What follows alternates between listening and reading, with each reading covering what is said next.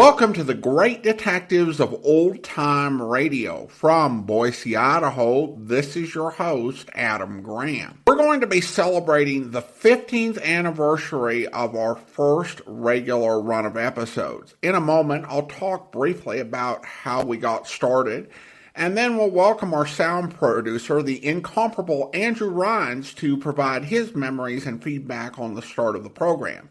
And then we're going to present our first week of regular programming. So for Old Time Radio Detective Podcast, I'm going to offer my commentary on both the programs as well as the thoughts that I shared at the time.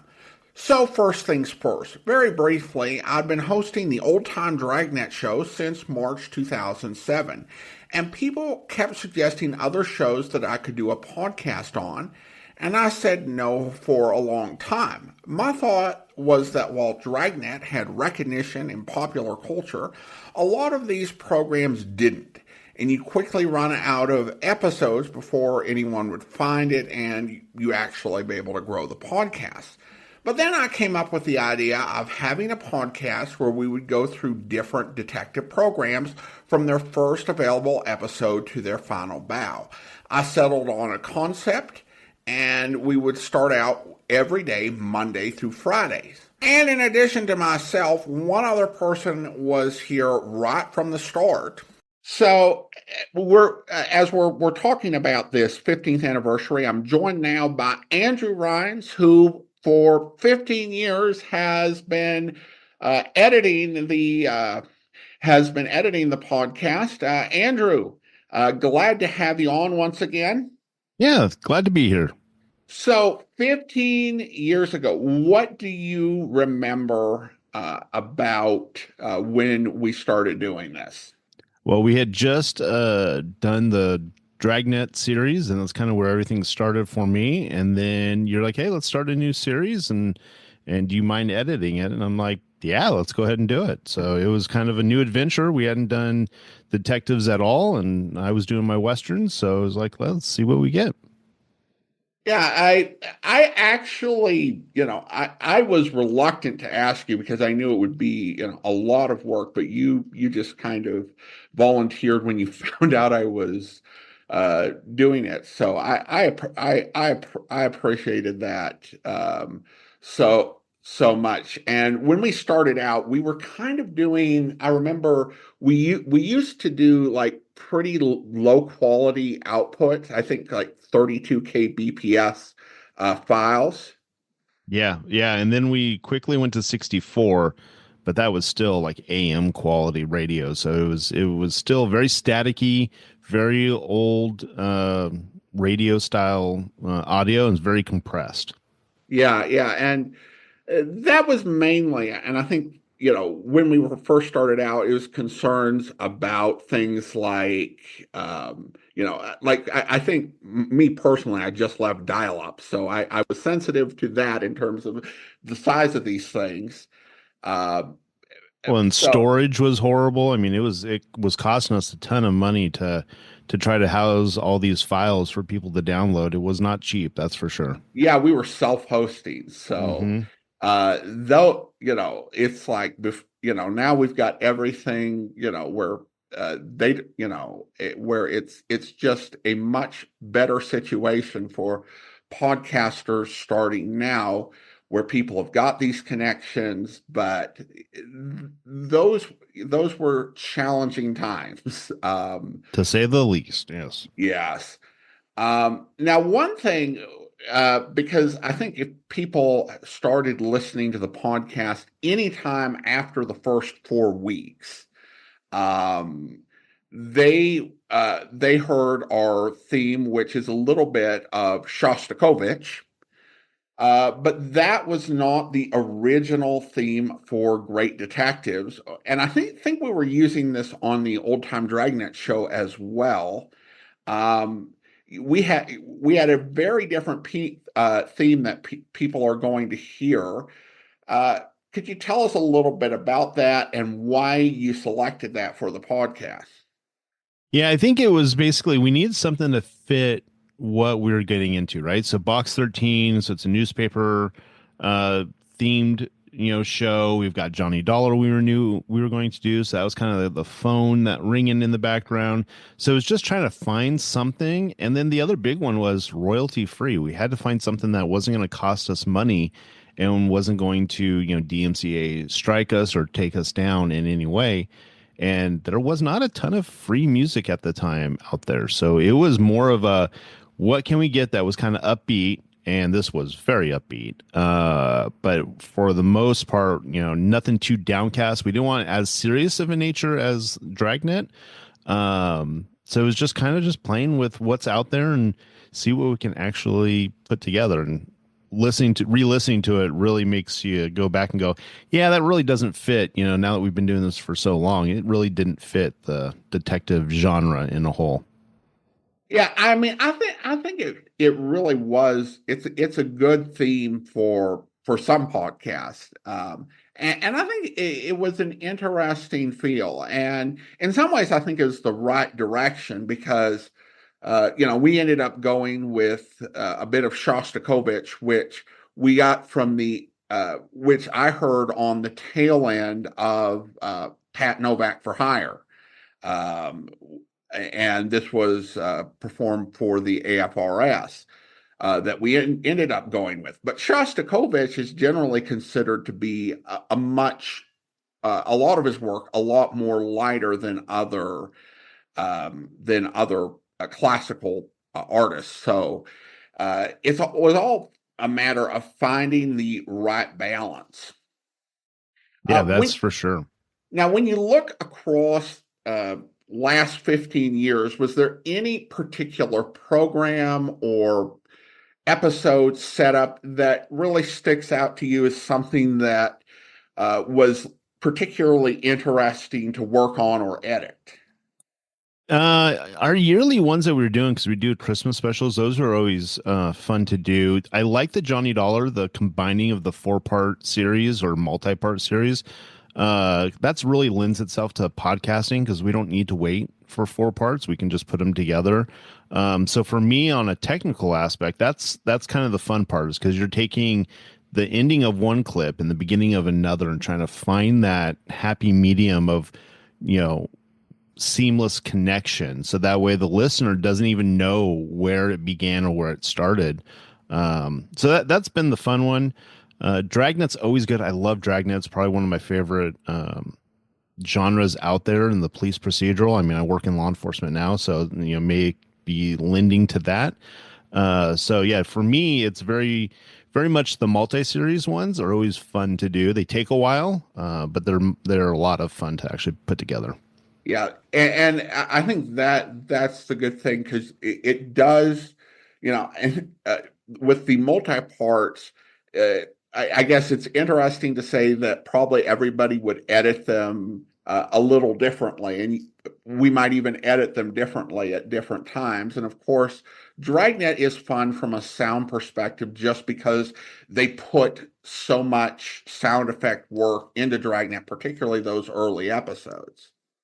Yeah, that's for sure. The lower bass, the clean audio. I mean, there's a lot of things that, when there's not a lot of work to be done on the back end, that's always nice too. And there are many shows that you've done and I've done that are, the quality of recording has gotten better over the years. People have gone back and remastered them. So, taking out the static and that hissing noise and making them something that we would listen to nowadays is kind of a special thing for us because old time radio is not dying and we are keeping it alive by, putting it back out there for people to listen to.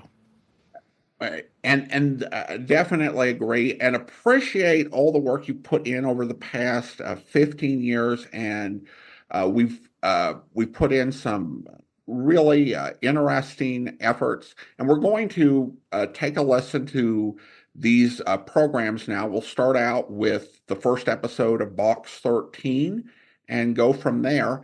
But Andrew, thank you so much for joining me on this special anniversary episode. Yeah, absolutely. Thanks for having me and hope you guys enjoy and, find it as interesting as we did when we first were putting it out. Thanks, Andrew. Well, for our initial lineup, we had Box 13, Pat Novak for Hire, Let George Do It, Sherlock Holmes, and yours truly, Johnny Dollar. Now, I'll note that we won't be hearing the Sherlock Holmes episode I played that first week, as I learned later that the episode had been mislabeled on the website I downloaded it from. It indicated on the website that it was from the 1930s and starred Richard Gordon, but it was actually a very beat-up recording of a copyrighted radio performance, so I removed that from circulation long ago. Andrew referenced the compromises we needed to make with the quality and the encoding of our episodes back in 2009.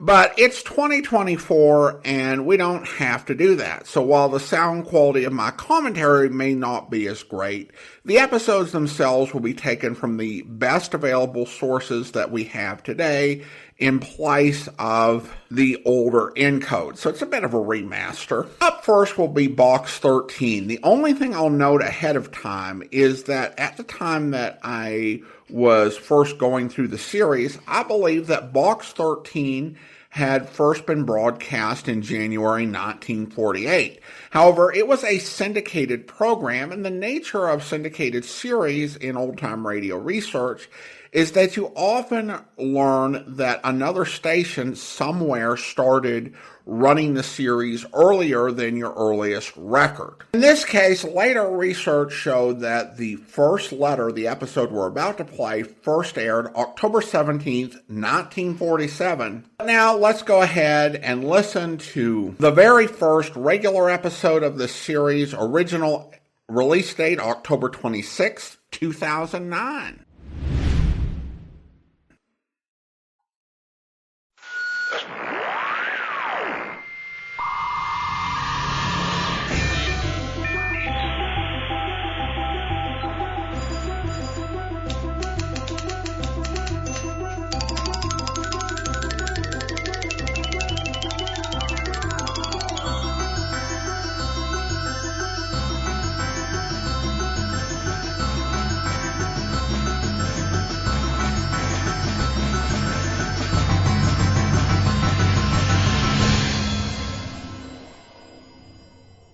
Welcome to The Great Detectives of Old Time Radio.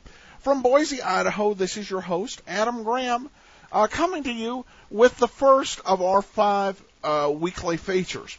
The way this podcast works is we have 5 detectives, one for each day of the week. And Monday, it's going to be Alan Ladd playing Dan Holliday. And so thus we can say every Monday is a holiday for as long as we have Box 13. Box 13 is a fascinating series. I've gone through and I've listened to 4 separate episodes. I went ahead and I listened to the first 3, then I went and did one in the middle just to make sure it kept up the quality, and it's outstanding. It's a very interesting premise because Dan Holliday is very different from some of the other detectives we'll have on the show. The professional detectives. Sherlock Holmes, Pat Novak for hire, Johnny Dollar, George Valentine. These guys, professionals, they do it for the money. He does it to get ideas for his novels. And he puts in an ad stating his willingness to go on an adventure. To do anything, to go anywhere. And figures at the end of the day, he'll have a good, solid story idea. Given all the trouble he goes to, some of us might suggest free writing, brainstorming, any other number of methods. But this is Dan Holliday's method. And it works out to some great radio. And really, I think you're going to enjoy this. So we're going to find out about the first letter he gets from Box 13.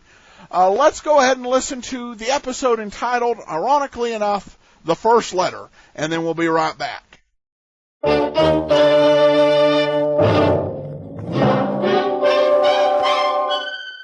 Box 13, with the star of Paramount Pictures, Alan Ladd, as Dan Holliday.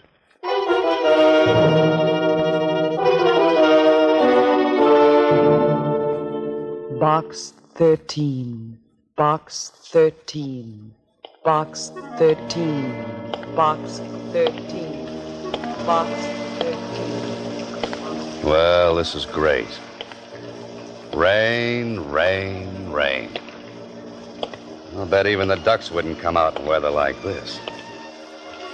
But me, I'm an idiot. I gotta go and take up a profession like being a writer. I couldn't take up something easy.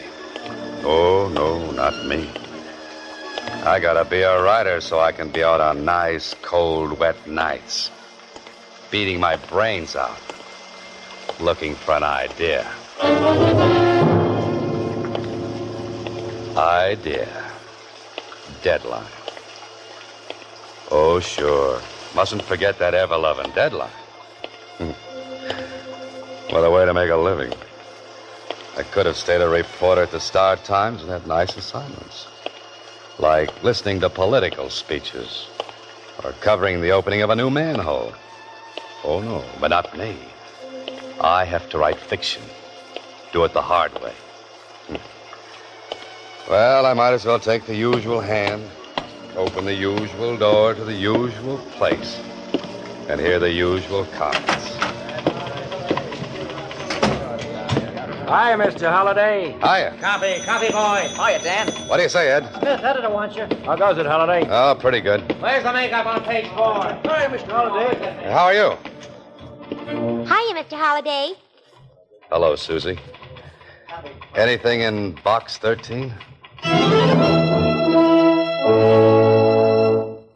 Box 13, starring Alan Ladd as Dan Holliday.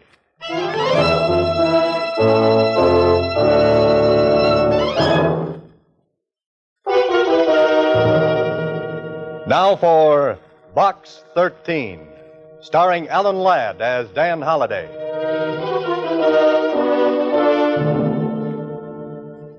What a character I am. Standing here in front of the want-ad counter in a newspaper office while the rain runs down off my coat collar into my shoes. Mr. Holliday. I gotta ruin my last pair of... Huh? What's that, Suzie? I said there's a message in box 13 for you. Here. Oh. Thanks, Suzie. Don't mention it. Say, aren't you going to open it? Sorry. Not here, Suzie. You know, you got all of us down here at the Star Times awful curious, Mr. Holliday, running that ad. Have I? You've been running it for months. Why don't you change it? Well, I haven't read it for so long I've forgotten the words. How's it go? Don't you remember? Adventure wanted. We'll go any place, do anything. How about that? I still like it. You'd do a lot better with adventure if you ran your picture with the ad. Oh, no, thanks. Just keep on running it the way it is. But, gee, aren't you ever going to tell us what you do for a living? Why you keep running that ad? Suzie, same old question, same old answer. No.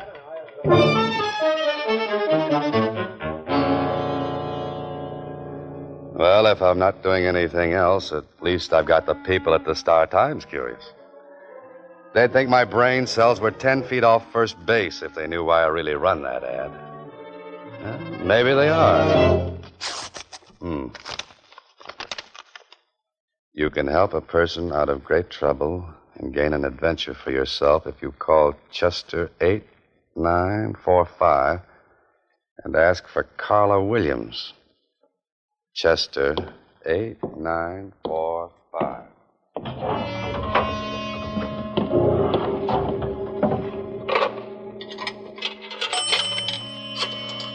Carla Williams. Sounds like an interesting name. Well, I hope she's home. Hello? Oh, this is the man from Box 13. Oh. Tell me, are you serious, or was that ad just a joke? No joke, Miss Williams. Are you willing to try anything? Well, that depends. What's on your mind? I can't discuss it over the phone. Will you meet me? Of course. There's a little French restaurant down on Ledge Street. Meet me there in the cocktail lounge. What time? Make it 10 o'clock tonight. Tell the bartender you want to speak to Carla Williams. French restaurant on Ledge, 10 o'clock. Oh, what block number? The 600 block. You won't fail me. You'll be there. Lady, if it were winter, I'd come with bells on.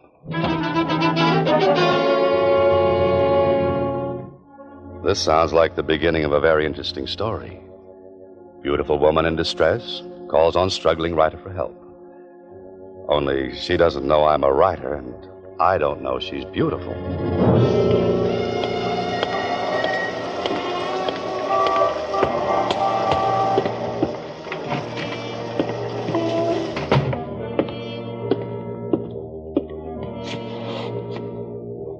What's yours, mister? Oh, I'm looking for a Carla Williams. Oh, yeah. She's sitting over there in that front booth. Thanks. Carla Williams? Yes. Oh-ho.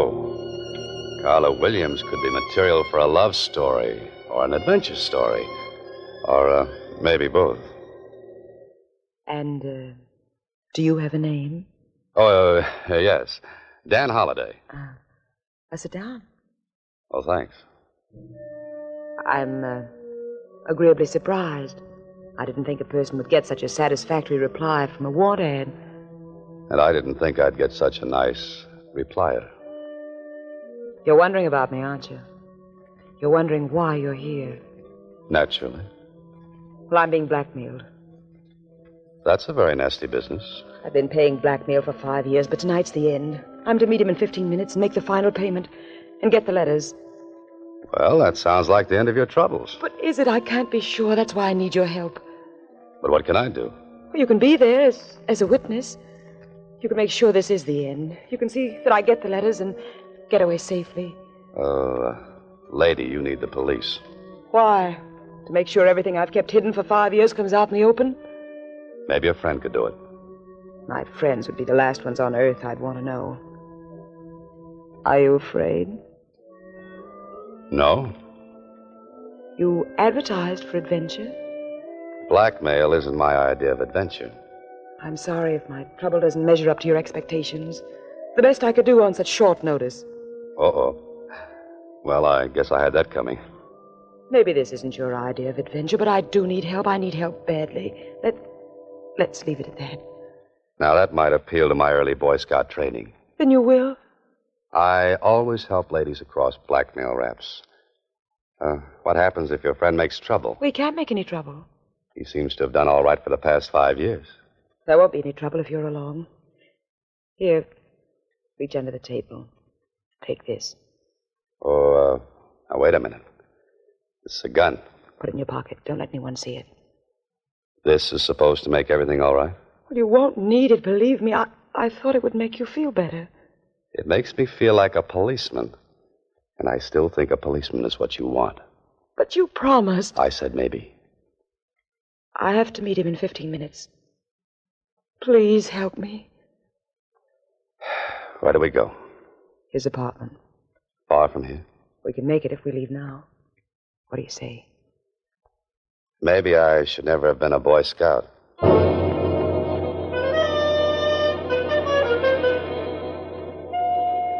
I watch Carla Williams closely as we ride over to the apartment where she's to meet this man she's been talking about. She's perfectly groomed with a certain niceness about her, except for those twin furrows of worry between her eyes and a cold look of anxiety. I don't think I would like to have her angry at me, though.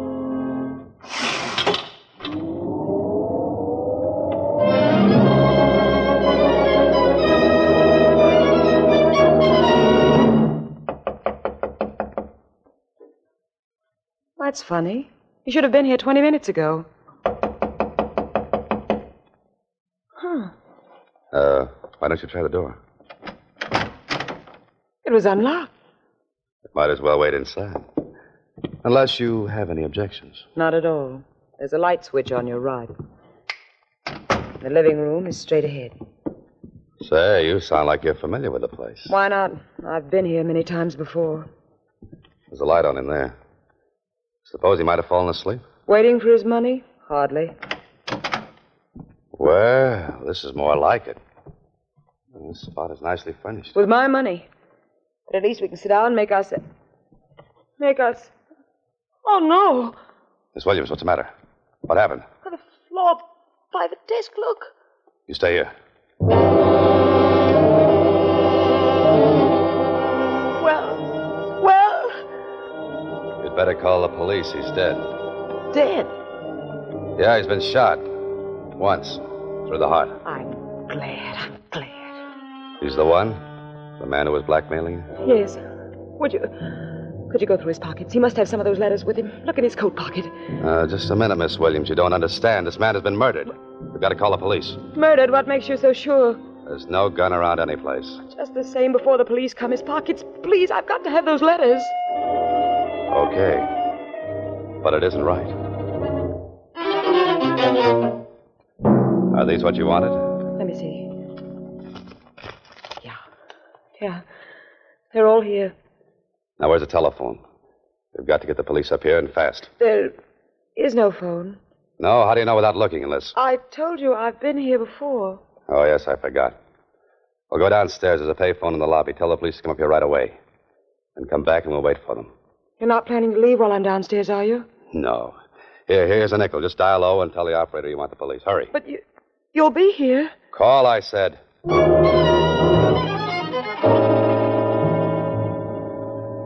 I wanted adventure, so I put an ad in a newspaper. And I certainly found what I wanted. Only this isn't good. The man is lying dead on the floor of this apartment. And Carla Williams and I will have to get down to the police headquarters and answer 1,000,000 questions. All of them embarrassing. I hope she's made the calls. Say, that's funny. Why would there be a telephone directory in a place where there's no phone? Or maybe there is one. Of course, right here in the hallway. I wonder why she said there was no phone here. Maybe it's been disconnected.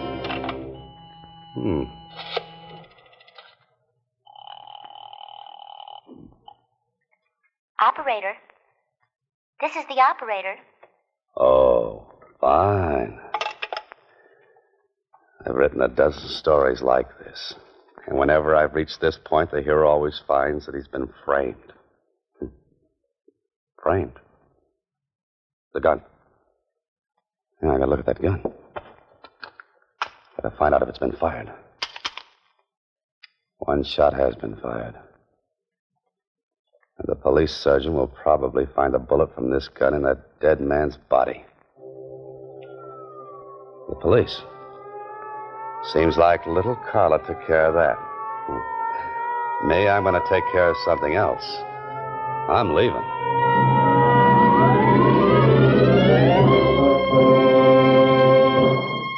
You are listening to Box 13, starring Alan Ladd as Dan Holliday.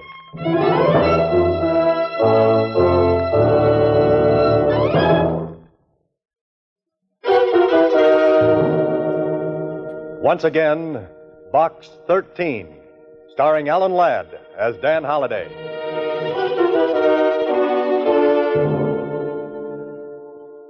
Well, right now I'm wishing I were half as smart as the heroes of some of my stories. I've got a murder, a strange woman, a strange apartment, and a strange feeling that this might not work out to a happy ending.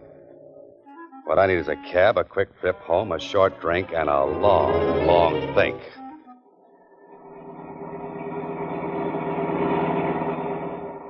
Sure is a rotten night to be out. Yeah, it sure is. Never seen such rain.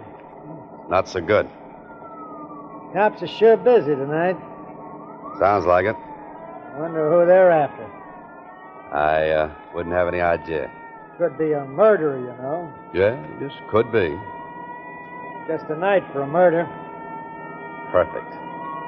How come you got so wet? It's raining. I know, but how come? My umbrella needs recovering. You want the Normandy Arms? Yeah, that's right. Yeah, that's your building up ahead, but it looks like you got lots of company. What do you mean? Them's prowl cars, mister. All over the place. Oh, this is very nice. Carla Williams called the police and must have mentioned my name in passing. I'm the type of interesting young fellow that any cop would like to meet, especially with a murder weapon in my pocket. Tonight, Mr. Holliday, I think you will sleep elsewhere.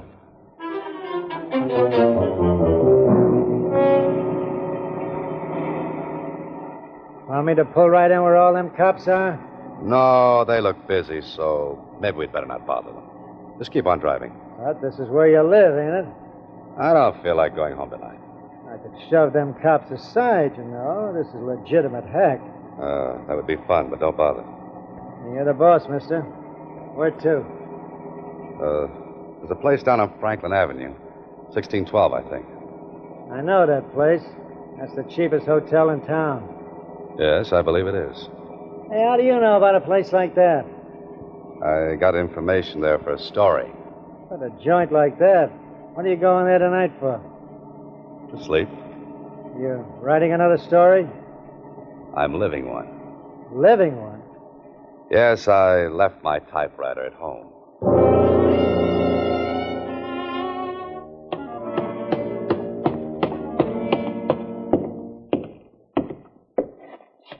Well, Mr. Holliday, to what do we owe this great pleasure? Maybe you're just lucky. More research on the seamier side of life? No, not tonight. I'm looking for a room. A room? Might I remind you, Mr. Holliday, this ain't the Roney Plaza. Have you got a room? Any particular exposure you might like? The less, the better. I'm sure we can fix you up. That is, if you're willing to pay in advance. $1.50, $1.50. How much? $25, Mr. Holliday. $25. And if you committed the murder, it'll be $50, Mr. Holliday. Come on, talk straight. I don't want any trouble with the police. What makes you think I'll cause you trouble with the police? Little box called the radio, police calls. They're a lot of fun to listen to, Mr. Holliday. Yeah, I'll bet they are. You'll be comfortable here and safe. I'm beginning to wonder if I could afford it. With your money? Don't make me laugh. I wasn't trying to. Where's your phone? The one on the wall costs a nickel. Thanks. You're staying tonight, Mr. Holliday?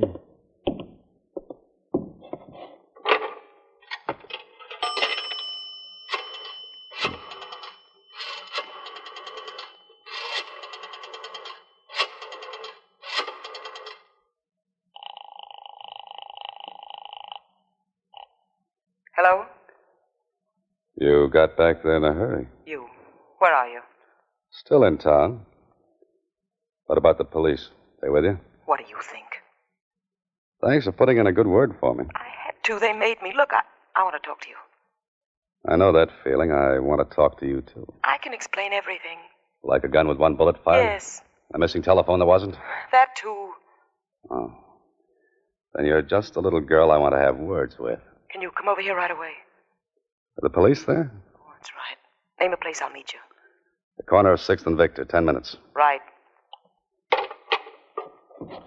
Follow me, Mr. Holliday. Oh, where to? Your room. This ain't the Roney Plaza, but the service is just the same. I've changed my mind. You're not staying? Your rates are too high. I'll drop in again after I've made a fortune. Now I know how the fox feels when the hounds are closing in. Someday I'll have to write a story about a fox. Put that guy Burgess and his Peter Rabbit out of business. Hey, cab!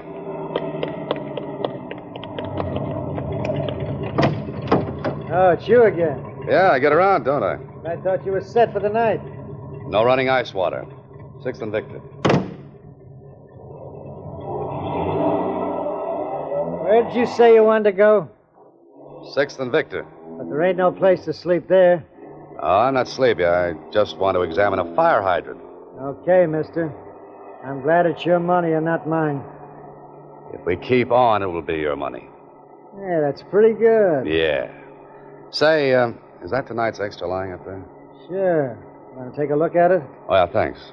That picture they got of you on the front page is lousy. What picture? You look like you was facing the camera through a screen door. Yeah, let me see that.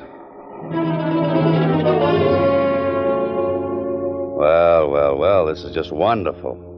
Prominent writer named by police. Carla Williams accuses Dan Holliday of the murder of Harry Granger. Grief-stricken girl witnessed the murder of her fiancé. Well, nice going, Carla. It's your word against mine, plus the evidence against me.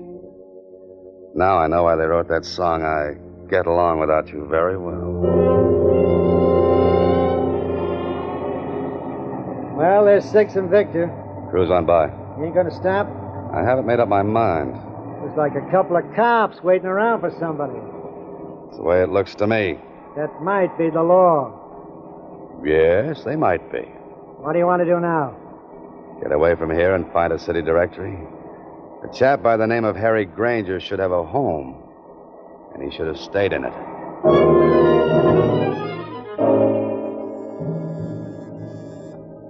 I'm either just ahead of the police or right behind them. And if this game keeps up much longer, I'll be right with them. Yeah? Oh, Harry Granger live here? He did. You the police? Well, no, not exactly. A reporter? I used to be. Come here, you. I wonder if you're one of them blackmailers. Just a minute, friend. My coat rips easy. No, I guess not. If you were, you wouldn't be here. Mind if I step in? Come in, come in. This whole thing's got me all upset. You don't say. Oh, you said something about a blackmailer. That's what I'm here for. I came to help Harry get rid of those rats. You mean he was being blackmailed? For 5 years. I lent him most of the money to pay off with. I told him he was a sucker, but it looks like I got here too late. You heard what happened? Saw it in the papers on my way from the station. Have you told the police? Not yet, but I'm going to. Who did you say you were? I didn't say. You know something about this? I think I do now. I began to see the light when the city directory listed this place as Granger's apartment. Can I help? You might get into trouble. Well, how? Breaking into a woman's apartment.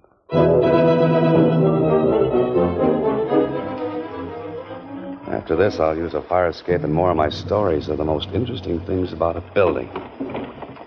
The men from homicide will be out in the hall seeing that no one comes in here.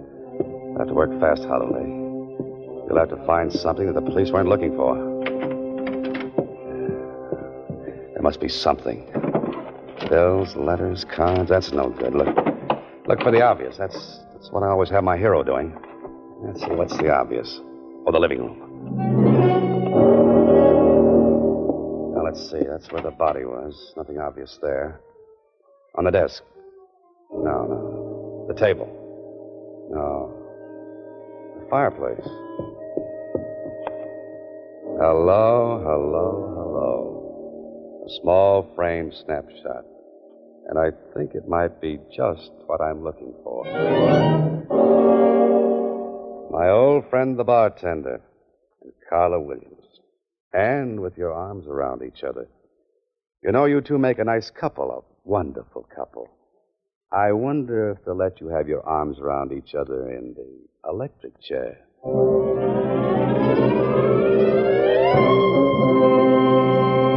You are listening to Box 13, starring Alan Ladd as Dan Holliday.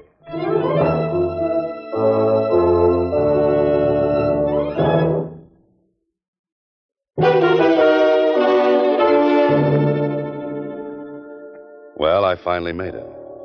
I'm down at police headquarters in the office of a tall, gangly character named Lieutenant Kling. Of course, a few things have happened. Carl and the bartender were brought in, too. So much cooler than I am. Oh, those cell bars give you such fine ventilation. Holiday. What's that, Lieutenant? I said you were a very lucky citizen. After what Carla Williams told us, we thought you were guilty. If she'd have told me that story, I'd have believed it myself. But proving that she and the bartender were married put a crimp in her act as the injured fiancé. Yeah, you showed it up as the same old racket. Smart woman teams up with smart man to blackmail innocent citizens. But just the same, I think you should stick to your writing and let police work alone. Lieutenant, I'll have that printed and framed in blonde walnut. Hanging on the wall? No, around my neck. I'm glad to hear you say that. You may not always have a guy like this Grant who backed up your story. Oh, Granger's friend? That's the one. Say, he's a nice fella. Wants me to visit him on his ranch. Why don't you do that? Riding the range all day when I could be cooking in town? Pardon me. Homicide, Lieutenant Kling. Oh, yes, he's here. It's for you, Holiday. Oh, thanks. Hello? Mr. Holliday, this is Suzie. Yes, Susie. Can you come down to Star Times right away? Well, what's the matter? There's another letter for you in box 13. Oh, no. Should I open it and read it to you? Oh, not now, Suzie. I've got enough material to last me for a month. 3 weeks of which will be a rest. Tell me where. Maybe I can come down and help you. You really want to help me? Sure I do, Mr. Holliday. Then put that letter back in box 13. But, Mr. Holliday... Good night, Suzie. Next week, same time, Alan Ladd stars as Dan Holliday in Box 13.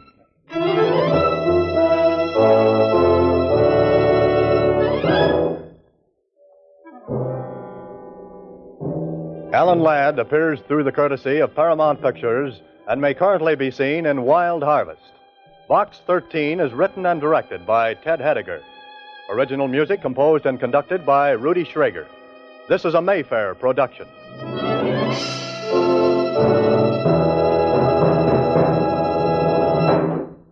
Welcome back. Well, with an ending like that to the episode, you would expect, if this were a movie, for Dan Holliday to have learned his lesson about seeking out adventure in the classifieds.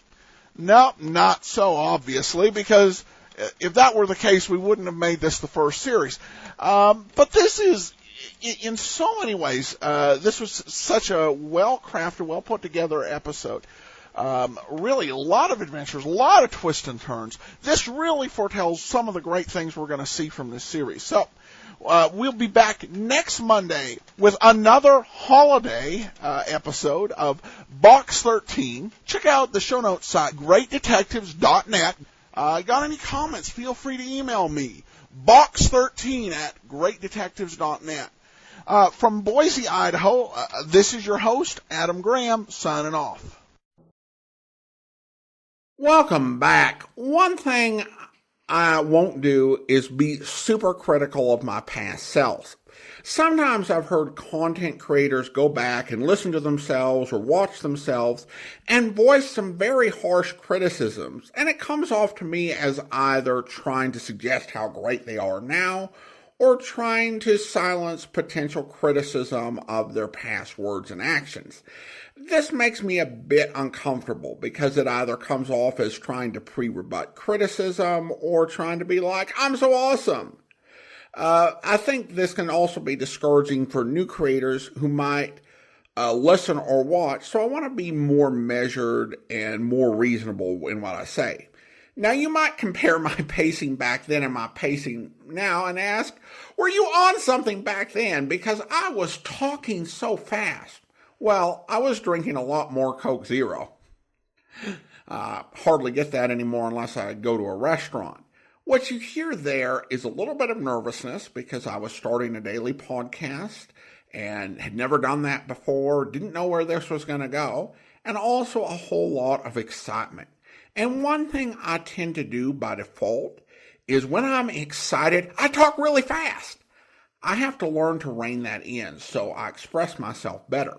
But let me say how incredibly excited I was. I had stumbled down a rabbit hole and discovered all of these radio detective programs existed that I never knew about, and I wanted to share them with everyone and tell everyone just how great they all were, and I also wanted to listen to as many as I could. I do want to comment on the opening theme, and it's definitely a great piece of music. It's really energetic, exciting, and whimsical. It didn't quite fit what we would go for in the end, but I do like it. I'll admit that I didn't have a whole lot of context, which is why my commentary is a bit limited at the end. For example, when I first heard Box 13, I didn't know anything about Alan Ladd. I'd never seen his films or seen him in anything at all. I also didn't fully grasp that he owned Mayfair Productions and was effectively self-producing and syndicating this series. He had been cast in a lot of tough guy goals as somewhat amoral characters in things like This Gun for Hire or The Glass Key. So this was not only a money-making proposition for him, this was a way to show listeners a different side of his acting ability and show him playing a much more unambiguously heroic character, while also showing some complexity as the series ran on. As for this particular episode, I still enjoyed it, but my praise is a bit more measured. I loved the concept back in 2009, and I was dazzled by the episodes I'd listened to. But today, this feels a lot like a pilot or an audition, perhaps for investors, for Mayfair Productions, or for stations they were interested in selling the series to. And it went from being an audition to them just going ahead and making it the first episode of the series. And there are definitely some rough edges to this. I will say that I love that Box 13 whisper at the start of the episode. It was a really nice touch. Now, there are some series that did something a little bit similar, but with harsher masculine voices announcing the titles, such as Nightbeat and the first two episodes of Dragnet. The way they did it here with a softer voice and then the sort of fade out is really just a nice way to open the episode and draw you in. The introduction of Dan Holliday, on the other hand, seems an odd creative choice. You know how we should introduce our hero? Have him whine about his lot in life for a solid minute. And some of his complaints are odd. For example, he's bemoaning deadlines and suggesting he should have stuck to being a reporter. Ah, yes, newspaper reporters, a profession not known for having to deal with deadlines. And the whole basis of the complaint that starts the whole thing is that he's upset about being in the awful weather. Here's the thing. Inclement weather is not typically a hazard of writing mysteries. He's out in this awful weather because he got up and decided today was the day to go out in the rain and check the P.O. box. It has nothing to do with him being a writer, except maybe tangentially. Then there's also a bit of inconsistency in the story as to Holliday's status. For example, he describes himself as a struggling writer who's using Box 13 to find plots. Yet he references having a deadline, which suggests someone has given him a contract for a book.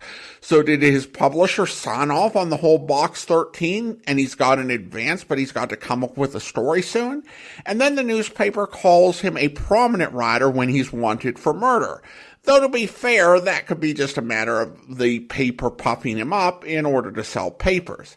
These aren't huge details, but these are the things you notice after a few times of listening to an episode that show that there are many aspects of Dan Holliday's work in life that haven't been thought out. In future episodes, most of these wouldn't really be resolved, but they also wouldn't be addressed or brought up in ways that were inconsistent or confusing. Once the story gets going, it does work, and it is entertaining, and there are some nice twists. Although it does feel like the mystery gets resolved a bit quickly and maybe a bit easily because they spend so much time establishing the concept. The one thing that was kind of weird in this episode is that the cabbie found out Dan Holliday was wanted by the police but helped him anyway, and there's never a good reason given as to why he did that. It is also worth noting that Box 13 did another story where a letter to Box 13 ends up with Dan being wanted by the police for murder.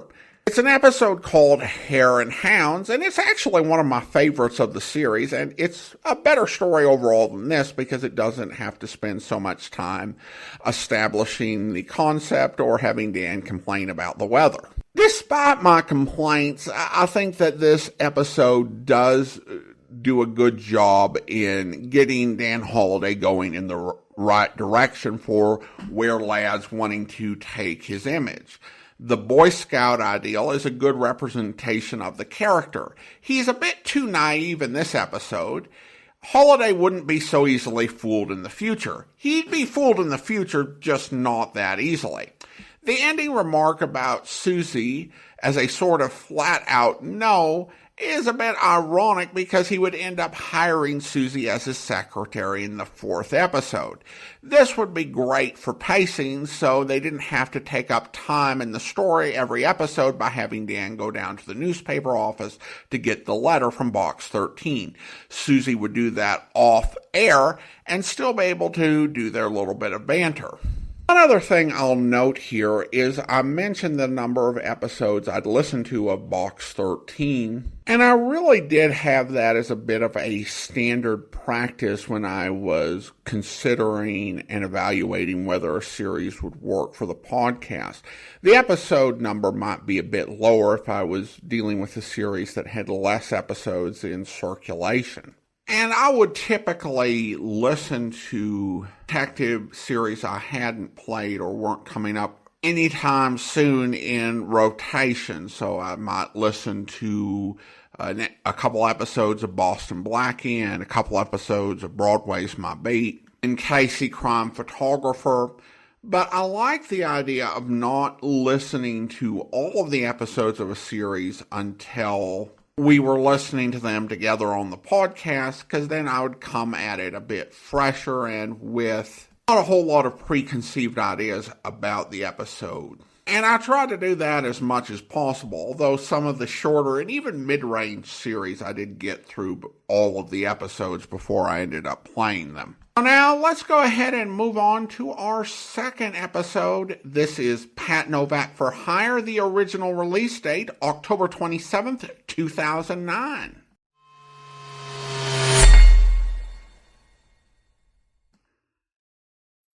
Our second show in the series, Pat Novak for Hire.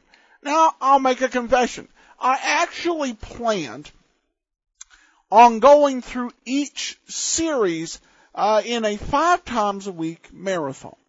So thus we go through Let George Do It, all 200 plus episodes in existence, and we go through Sherlock Holmes, and we just do every single episode. Then I, working through this series, gave me the picture that if I just went with Pat Novak, even for the limited time that this series was in existence, and so therefore the limited number of episodes I'd end up getting, I might not have anybody listen by the time we got through the end. Because it can be a little bit of a different series. But the big thing that occurred to me, particularly when you think about some of the bigger series, was that it made a lot more sense to go ahead and to do 5 different detectives, so people get some variety, but they also get some consistency, so they know what they're expecting. Unfortunately, what this meant is we had to go ahead and redo a lot of the intros and outros. So we're redoing the intros and outros because they reference We'll See You Tomorrow, when you're not going to get another episode of Pat Novak till next Tuesday. But it's a series I actually like. This is Pat Novak's first, not Pat Novak, but this is Jack Webb's first serious series as a detective, coming on at age 26 to begin the role of Pat Novak. And in many ways, this is incredible just in terms of the dialogue. This series has some of the most incredible dialogue, for good or for ill, that you'll hear anywhere. This series, written by Richard Breen, starred Jack Webb as Pat Novak, originated from San Francisco, on KFO. So this is the very first, this is the only San Francisco originating episode of Pat Novak we actually have, featuring Jack Webb anyway. So this is a very special episode. We're going to get into it. Without any further ado, let's go ahead and get into tonight's episode, Go Away, Dixie Gillian. Gallon Cabs present Pat Novak for Hire.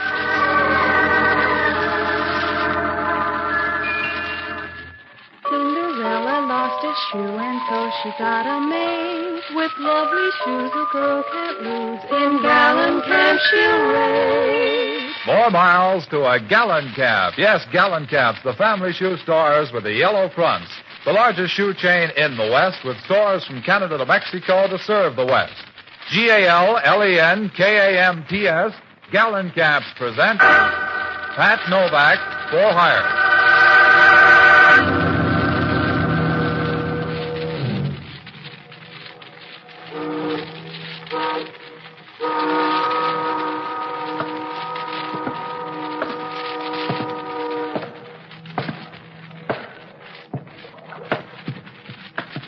Sure. I'm Pat Novak for hire.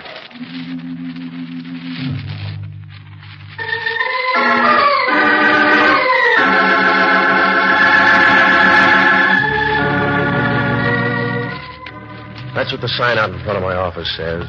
Pat Novak for hire. Down on the waterfront in San Francisco, you always bite off more than you can chew. It's tough on your windpipe, but you don't go hungry. Down here, a lot of people figure it's better to be a fat guy in a graveyard than a thin guy in a stew. That way you can be sure of a tight fit. Oh, I rent boats and do anything else that makes a sound like money. It works out all right if your mother doesn't mind you coming home for Christmas in a box. I found that out Wednesday night about 9 o'clock. I closed the shop early and I came home to read. Well, it wasn't a bad book if you ever wanted to start a forest fire. It was one of those historical things, and the girl in it was just getting her second wind and her third man when the door to my apartment opened and the place began to get crowded. From where I sat, the crowd looked good. She sauntered in, moving slowly from side to side like 118 pounds of warm smoke. Her voice was all right, too. It reminded you of a furnace full of marshmallows. Good evening. Yeah, thanks for knocking. I don't think you mind my coming in without warning. No, I get the cabbage smell from next door the same way. Does it pay to be that polite, Mr. Novak? Saves you the trouble of saying please. What's on your mind? That bottle in front of you. Will you pour me a drink? No. You'll save dough if you look up a bartender. All right. I came to use you instead of your whiskey anyway. Talk. My name is Lee Underwood. I'll give you $300 to do something for me. It'll only take an hour. That's too much dough unless it's murder. And if it is murder, it's not enough dough. Are you afraid? I just don't like paid murder. I told you. When you get caught, the pain gets expensive. If it were murder, I'd do it myself. Mr. Novak, I want you to frighten someone for me. Why don't you hire a friend? Are they too pretty? It's a man named Dixie Gillian. You'll find him in an office down on Folsom Street, at this address. I promise nothing will happen to you. That's what they told Billy Kahn. He'll be in this office until 11 tonight. I want you to go in and see him. Tell him you're from Adrian, and that he's to get out of town by tomorrow noon. Suppose he wants to put it off. He won't. Don't let him know who hired you. Just tell him Adrian said to leave. Yeah. You better go home. For $300, I won't buy a tissue paper plot. Now tell me more or say goodbye. There's not much more I can tell you, except there won't be any trouble. He's a rotten little beast, and I want him frightened badly. Why? He's been bothering my sister. Why doesn't he bother you? Because I bother back too fast.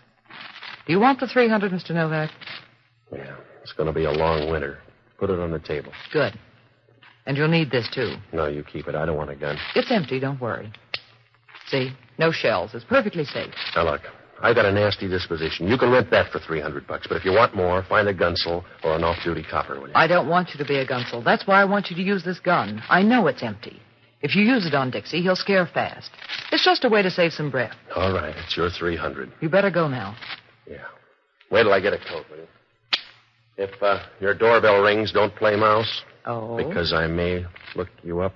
Am I too young to ask why? Because if anything goes wrong, I'll be around looking for you. From there on, it won't be nice. I'll dirty you up like a locker room towel. Relax, Patsy. You'll never learn to fall in love that way.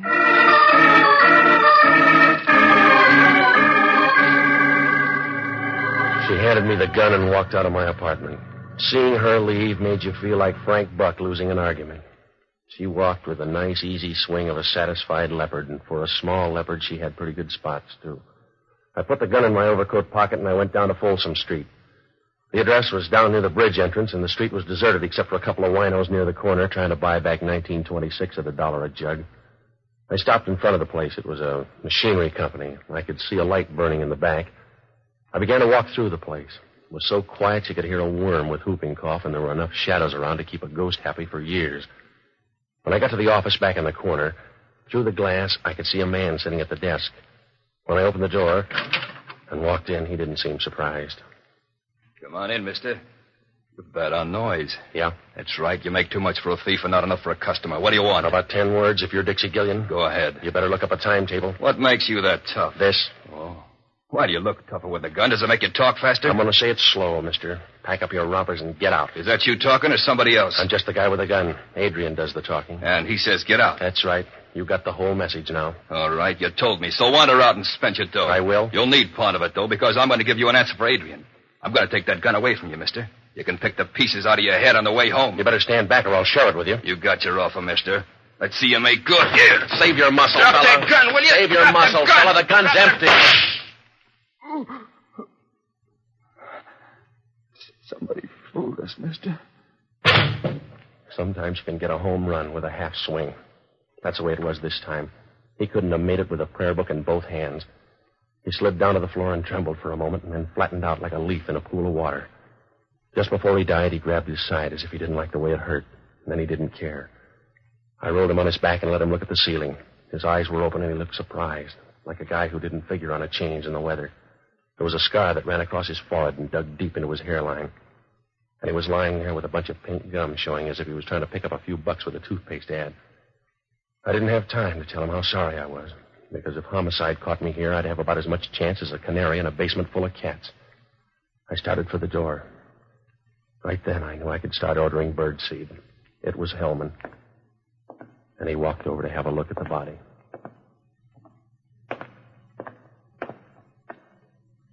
Hello, Novak. The guy looks embarrassed. Yeah, I guess he is, Hellman. What's he doing dead? Putting in a beef somewhere, I guess. He rates it. He'll like you for that, Novak. How did it happen? A team play. We worked it out together. But you've got the gun. That's right.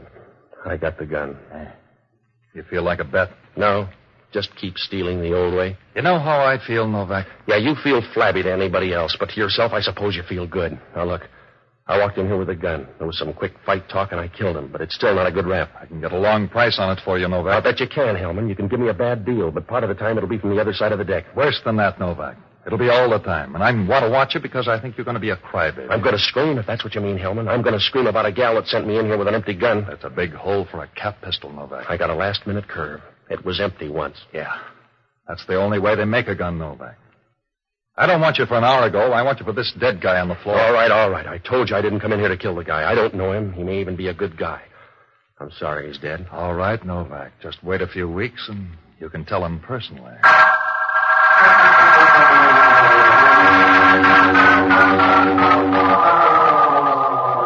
Hellman had me up against the rail and he knew it. When we left there, he was wearing a big, toothy smile. It was big enough to sew in his ears. He called the coroner, and he told him to pick up the stiff, and then we rode downtown. He dropped the gun into ballistics, and he hauled me into his office. The reporters were there. He gave them the whole story and told them how to spell Hellman. After that, we wound up at the desk, and he booked me on suspicion of murder. The next hour and a half was the kind of stuff they don't write about in the paper. They call it interrogation. When you're finished, you've been through a lot of tight spots, like a piece of bubble gum and a set of false teeth. About 11 o'clock, Hellman brought me into his office, and from there on, it happened kind of fast. I just talked to the DA. He's going to streamline things for you. Well, he's going to look funny. Going to trial on a guy you can't identify. I won't press you. I don't have to, Novak. I've got the only parley I need. You, the dead guy, and a big, fat murder gun. Yeah. Yeah, Hellman talking. Yeah, I know it was a .38. That crazy down in ballistics, I saw him standing over the dead guy. Well, they must have made a mistake, that's all. No, I don't want him in here. I don't want him in here. Hey, Tony. Tony, You're getting pale. You need some more rouge, Hellman. I got some bad news, Inspector. Well, keep it, or you'll take more home to your wife. I'll talk to you later. No, talk to him now, Hellman. If the bullet doesn't match the gun, talk to him now. That's right, Inspector. A .38 bullet, but it won't match the gun you brought in. It's got a match. I came in and found him standing there. He admits it. It's a neat trick, then. If he fired the bullet out of that gun, he retooled it in midair. I'm not that fast, Hellman. Get out of that chair so you'll have room to squirm. You keep still, Novak. Oh, I won't bother you. I'm going home. Huh? I'm walking out of your jail, Hellman. You got a broken-down .38 that won't fit anything but your thumbs. You can't hold me on that. I found you over the bar. I can hold you on suspicion of murder. But it'll hurt tomorrow morning, Hellman. The papers will be down here for a follow-up. You'll have to tell them what it looks like out in left field. I'll handle them. You can't afford to let them start laughing at you. People will get the idea it's your face. You can save car fare if you stay right here. Because I'll have you back by noon tomorrow. You're not that good, Hellman. You couldn't hold a moth with a searchlight. The town ought to thank you. Huh? Oh, it's a nice jail, Hellman, and with you around, it'll last for years.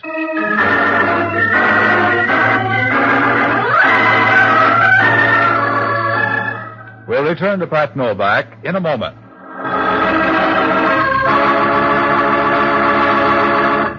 You're going to put extra warmth and comfort in your Christmas wishes this year. How do I know? Well, because I've seen the Gallencamp Christmas gift slipper collection. You know, everybody's talking about it as the gayest, brightest idea on the gift shopping horizon. When you visit your neighborhood Gallencamp store, well, then you'll know why. There you'll find slippers for every member of the family. Soft and cuddly warm ski capers for Sis, handsome embroidered Chinese slippers for Mom, warm shearling-lined opera slippers for Brother, and good-looking, smooth kid opera slippers for Dad's fireside loafing. Yes, and there are appealingly soft and gorgeously colored shearling scuffs to delight the heart of any young lady from 16 to 60. And slippers for the little nippers. All are irresistibly comfortable, good-looking, and irresistibly Gallencamp priced. Go to Gallencamp's, the store with the yellow front near you, to buy Christmas gift slippers that'll say Merry Christmas in a heartwarming way. Give more smiles with a Gallencamp slipper gift. And now back to Pat Novak. When I walked out of headquarters, I had a nice mess to juggle. It was like trying to walk the baby on a floor full of marbles. If things didn't add up for Hellman, they weren't doing any better for me. I knew the gun I had went off. If it did, what happened to the bullet? Where did the other one come from? Why weren't there two shots? Oh, I couldn't put my finger on a thing, and nothing added up. It was like trying to follow a grain of rice in a Shanghai suburb. I looked up Lee Underwood's address, and I went by her apartment. The girl downstairs told me she worked at a nightclub out on the Bayshore Highway. Well, I had a couple of places to hit, so I looked up the only honest guy I know. An ex-doctor and a boozer by the name of Jocko Madigan. A good man until he began to figure the last drink in a bottle is just as easy to get as the first. Well, I found him in a little leather-trimmed sink on Powell Street with a grimy little hole where they wash the glasses once a week in stale beer, but Jocko was more at home than a vulture in Calcutta. Patsy, you're just in time to celebrate my return to health. Something mild for Mr. Novak. A double stinger, perhaps. No, forget it, Jocko. I got to talk to you. Patsy, I've just passed through a crisis. Yeah? A few minutes ago, they set before me a glass with a woman's lipstick all around the rim. All right, Jocko. I took one gulp and looked at the glass, and in this dim light, I thought I was bleeding to death. It took them 10 minutes and 3 mirrors to calm me down. Jocko, I'm in trouble. You got to help me. No, but they washed the glass for me in ammonia. They must have left a little ammonia in the glass because the next drink had a very odd tang about it. I've had 3 more just like it, a sort of ammonia colony. All right. So far, they've been using domestic ammonia. When the imported stuff comes in, I may give up whiskey altogether. Calm down, will you, Jocko? I got a bum shake tonight. Yeah? I either killed a guy or I thought I did.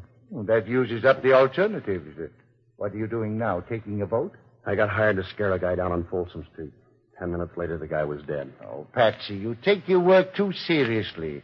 Couldn't you have just scared him into a lingering illness instead of killing him? One of the props was an empty gun. Only when the fight came, it grew bullets. Hellman walked in right after on a telephone tip. What are you doing out of the electric chair? Oh, the whole thing backfired down at headquarters. The bullet and the phony gun wouldn't match. Oh, Jocko, it doesn't add up. The call to Hellman's a tip-off. I was framed, but why wasn't I framed all the way? Well, who is the dead man? Just the guy with a falling blood count. His name was supposed to be Dixie Gillian, but there's no identification and no record on him. Oh, you shouldn't have hired out as a gunsel. I told you I didn't hire out as a gunsel. It was somebody else's idea. Oh, you have no conscience, Patsy. Just a sort of soap opera rule of thumb you put into practice now and then, but no real conscience. You'd let a dying woman lie in the middle of the highway, unless her head was resting on a pile of war bonds. All right, Jocko, I'll cry with you later. I need help now. What sort of help? I want you to break into a girl's apartment. Yes? Don't worry, she won't be home. Oh, is that supposed to be an incentive? Here, it's at this address up on O'Farrell. Her name is Lee Underwood. She's the one who hired me. Well, if the girl's not there, what am I supposed to find? Anything that'll connect her with the dead man. He's a big guy with a scar.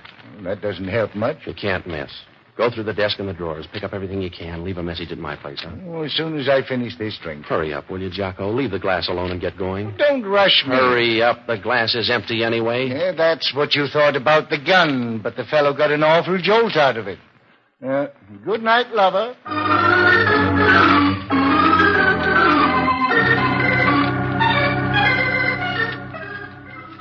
I went by a horse parlor on O'Farrell Street and borrowed a car from a guy. It was after midnight when I started down the Bayshore Highway, and about a half hour later I pulled up in front of the Cat's Paw. It was a long, rambling place on the left side of the road. No, there was no plan. It just followed the erosion line until they ran out of material. There was enough neon in front to light a main intersection in heaven. I asked a 50-year-old busboy, and he said Lee Underwood was back in her dressing room getting ready for the 1 o'clock show.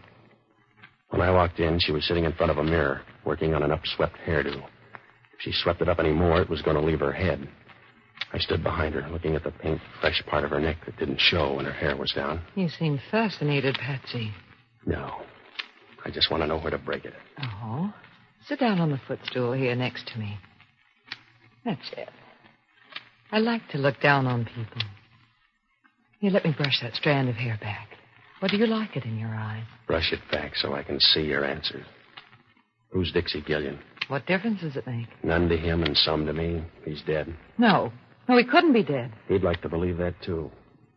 I couldn't sell him that story about an empty gun. He couldn't have been killed with that gun. No? No, I put in a blank, Patsy. Somebody used a hard-working bullet because Dixie's dead. There was no reason to kill him. I don't understand. That makes you even with homicide, but they got a bigger team. I don't understand it, Patsy. Who's Dixie Gillian? He was after some microfilm. I thought I could scare him away. You better be ready to identify him because homicide stopped. Even the scar didn't help. What scar? Scar across his face. There's no record on him. Oh, no, Patsy. Everything goes wrong. Everything you touch goes wrong. That's the wrong man, Patsy. Yeah. Well, it's too late for a recount. You've got to get to that body, Patsy. I don't know how, but some way you've got to get to him. You look good, Lee. You'll make a nice picture. Wait a minute, Dixie. You don't need your coat. Come on. I don't know how it happened, Dixie. I didn't mean it that way. If you like it that way, all right. Bring your boyfriend, too. No, don't let him, Patsy. Oh, that gun's too big. I'm going with him. It was a short trip. He led us out of the dressing room and down a thin hall to the back door. On the way past the kitchen, you could smell onions and used grease, and that's all you noticed, except the sound of a jukebox somewhere out in front, and someone laughing in a loud, mirthless way. When we got to the door, it was raining outside. We walked about 40 feet, over near some trees where the dark was working overtime, and the gunsel made her stop. And that's where it happened. She's going to get wet, mister. You'll have a little trouble yourself.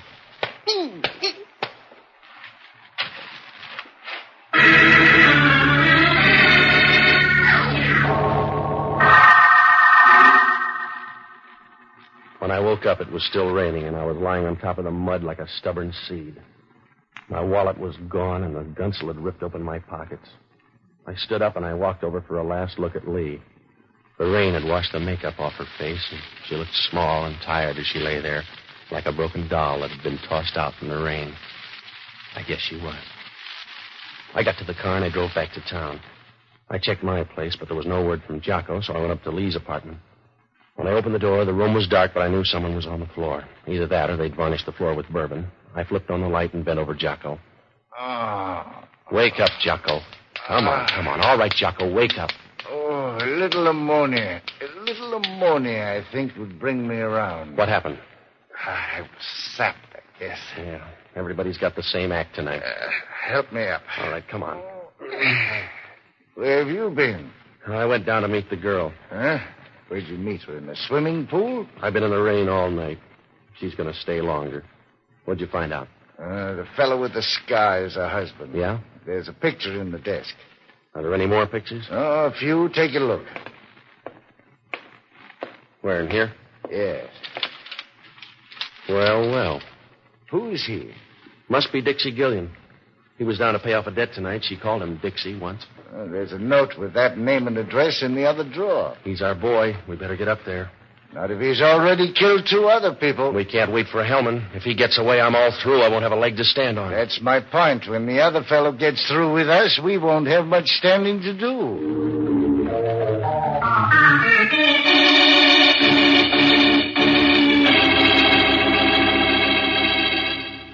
I felt better now. Gillian was the only guy left in the picture, so I dragged Jocko up to his place. It was an apartment on Post Street. The elevator operator took us to the 8th floor and said that Gillian had come in a few minutes before. There was no answer, so we tried the door and it was open. Jocko didn't like the idea. Oh, Patsy, this is folly. Risking my life is one of the bravest things you do. Keep still, Jocko. What are we supposed to do? The door was open, wasn't it? So are a lot of graves, but I've never been tempted. Hey, look at the furniture. There's been a fight here. I'll look in here. You check in the bedroom. If I'm not right back, don't expect me at all. Yeah.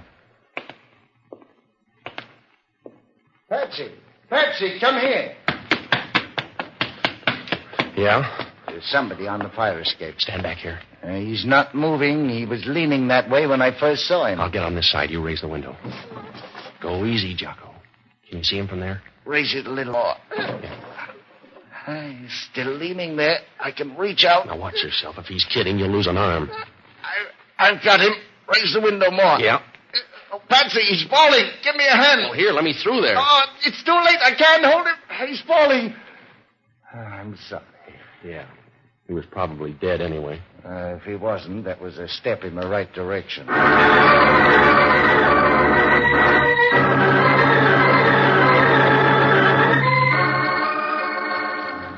Oh, it was an easy night to die. 3 of them had checked out already, and there was still time to look for more. Jocko and I went downstairs to see the guy. He was lying face down in the alley, and as you looked at him, you got the funny feeling he belonged there. He didn't disturb the scene. He just fitted in, like a dirty, wet newspaper under a grandstand. There was a gun in his pocket, probably the same one that killed the girl, but there was no way of knowing. Jocko and I watched him for a moment, but your eyes begin to hurt when you see your only warm lead in a deep freeze.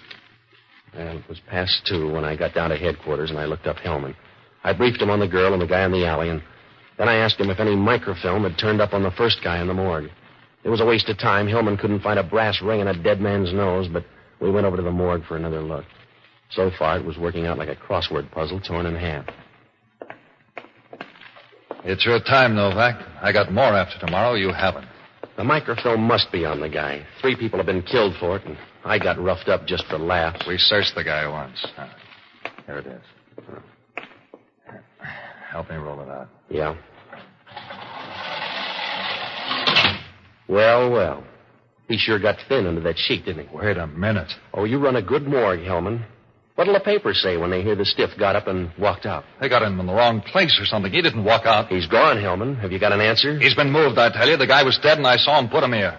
He couldn't be walking around with a hole in the middle of his back. Oh, I don't know, Hellman. You can do it with one in your head. Don't sell the guy short.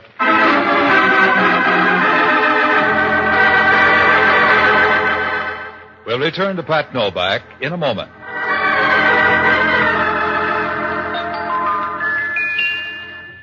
Cinderella lost a shoe, and so she got a mate. With lovely shoes a girl can't lose. In Gallon Camp she'll wait. What girl hasn't dreamed Cinderella dreams of her own and wished for a fairy godmother to make those dreams come true?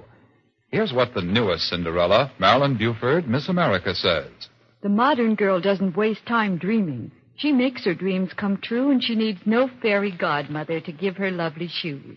She doesn't, that is, if she has discovered my favorite shoe store, Gallon Camp. Yes, Marilyn, for gracefully lovely shoes, flattering and in the latest fashions, wise girls go to Gallon Camps. Gallon Camps are shoe-style leaders. And so amazingly priced, a girl can afford to have all the shoes she needs. And here's extra good news of a special Thanksgiving shoe sale. Yes, prices are actually going down on many of the up-to-the-minute shoe styles tomorrow at Gallon Camps. So shop this sale at the Gallon Camp store near you tomorrow to step assured into the exciting holiday activities ahead. Look lovely in Gallon Camps. Cinderella lost a shoe, and so she got a mate. With lovely shoes a girl can't lose. In Gallon Camp she'll wait. And now back to Pat Novak.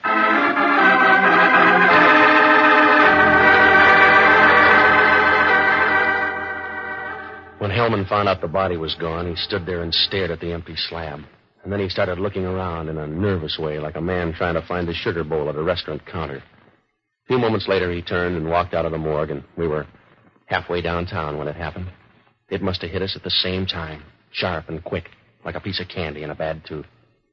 That guy back in the alley had come off that slab in the morgue. We got out to Dixie's place, and we began to check. There was a phone operator downstairs, and she said Dixie had put through a call about 2 hours ago. Hellman checked the number, and it was the ticket office of a railroad. We got downtown, and we ran through the timetable. There was a train leaving the Oakland Mole in 40 minutes. Oh, it was an outside chance, but tonight that was the only kind for sale. We got down in time to slide on the last ferry over to the Mole. It was still dark out when the ferry pulled away from the slip and started across the bay. Over toward the Berkeley Hills, it was beginning to get light. The sky was the color of a bruise spot on a man's arm.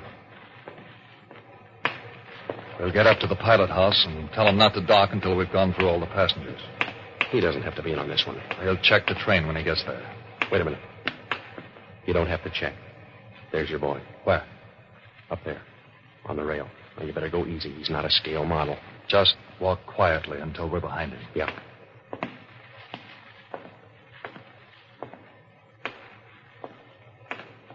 Turn around, mister.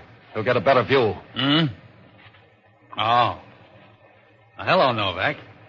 How was the wind and the rain in your hair? Meet Inspector Hellman.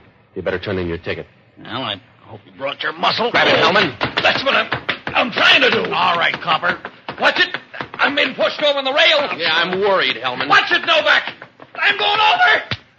Novak! That's one down, mister. Now for you. Yeah.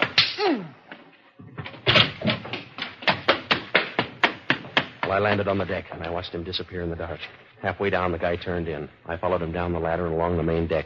He ducked into one of the engine spaces, and I started in to look for him. Oh, it didn't take long, because he turned out to be helpful. You got the idea yet, Novak? I'll come closer. Tell me then, huh? Suit yourself, but I'll knock you down hard when you show. Hey, watch that platform. You're backing into trouble. Stay back there, Novak. Watch out for that platform. You're backing into that engine. Look out! No! No!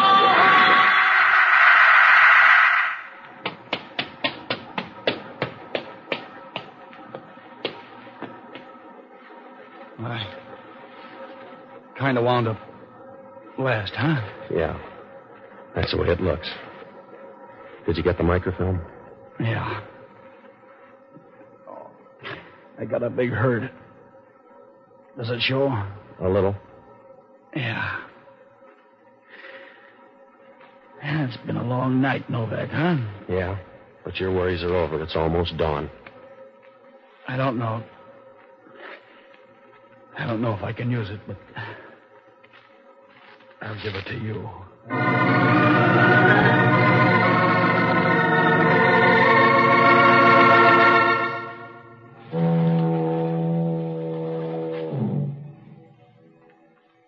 Well, they fished Hellman out of an oil slick a few minutes later. It was the first time his hair ever looked good. Dixie Gillian lasted long enough to piece the story together for homicide. Lee Underwood was on the level. She knew her husband was carrying microfilm and was worried, so she hired me to scare off Gillian. It might have worked, too, because Adrian was too big for Gillian to argue with. But the first slip came when Lee's husband went by to make a deal with Dixie without telling her. Well, when I jumped him, Dixie was outside and figured it was a double cross. He didn't have time to figure it, but he killed him with a silencer when Lee's phony gun went off. Well, he spent the rest of the time looking for the microfilm. That's why Jocko got sapped and the girl got hers. And by that time, Dixie knew the microfilm was still on the dead man. The only way he could be sure was to get the body out of the morgue. He took it up to his apartment. And when he got the film, he planted the gun and put the body on the fire escape. It was safer that way. There was a 50-50 chance the police would miss it the first time around, and he'd have a fair lead. It almost worked out for him, except for that phone call. The microfilm? Well, it was in a capsule next to the roof of the guy's mouth. Yeah, so old it was new again. Well, Hellman asked only one question. In that fight, did I have anything to do with pushing him against the rail? I told him.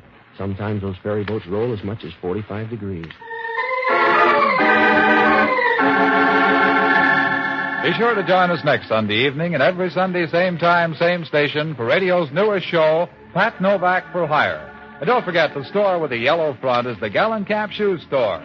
Gallon Cap shoes are good shoes. There's something about them you'll like. Franklin Evans speaking. This is ABC, the American Broadcasting Company. Welcome back. Definitely a very different series from Dragnet. In fact, Webb's first tries on the radio, he would either play, do some guest spots, oftentimes as underworld figures, or he would do the private eye, who was always showing up the police, which of course led to his famous crossing paths with a police officer who suggested a series that told the truth about what police work was, leading, of course, to Dragnet. The mystery here, the actual mystery, you gotta admit, is kind of a weak rule here. It's there's not a whole lot of depth to it. It really plays on the adventure and comedy elements. And in some ways, as I listen to these shows, I tend to think Pat Novak may have been better off as straight up comedy. But I don't think that was necessarily Breen's talent or style. But this is an early episode, so there are several better ones. You just have to be patient and listen to them. Welcome back. The first thing I should correct is that Pat Novak began airing over KGFO, not KFO as I said. That correction done, I found some really intriguing points. Of the 4 episodes we're playing, this is probably the most fully formed, as the other 3 are 2 first episodes and an audition. By comparison, this series had been running for 3 months. Now, what I said on this episode about my initial plans for the podcast was an interesting road not taken. The idea of marathoning my way through each series, 5 episodes a week, was my first thought, and I think I recorded commentaries for nearly every episode of Pat Novak before changing my mind. And I think that my initial thought of doing Pat Novak was a good thing because that was such a polarizing series that it brought me to the realization that I really probably shouldn't go that way. I did have concerns about including it in the initial lineup.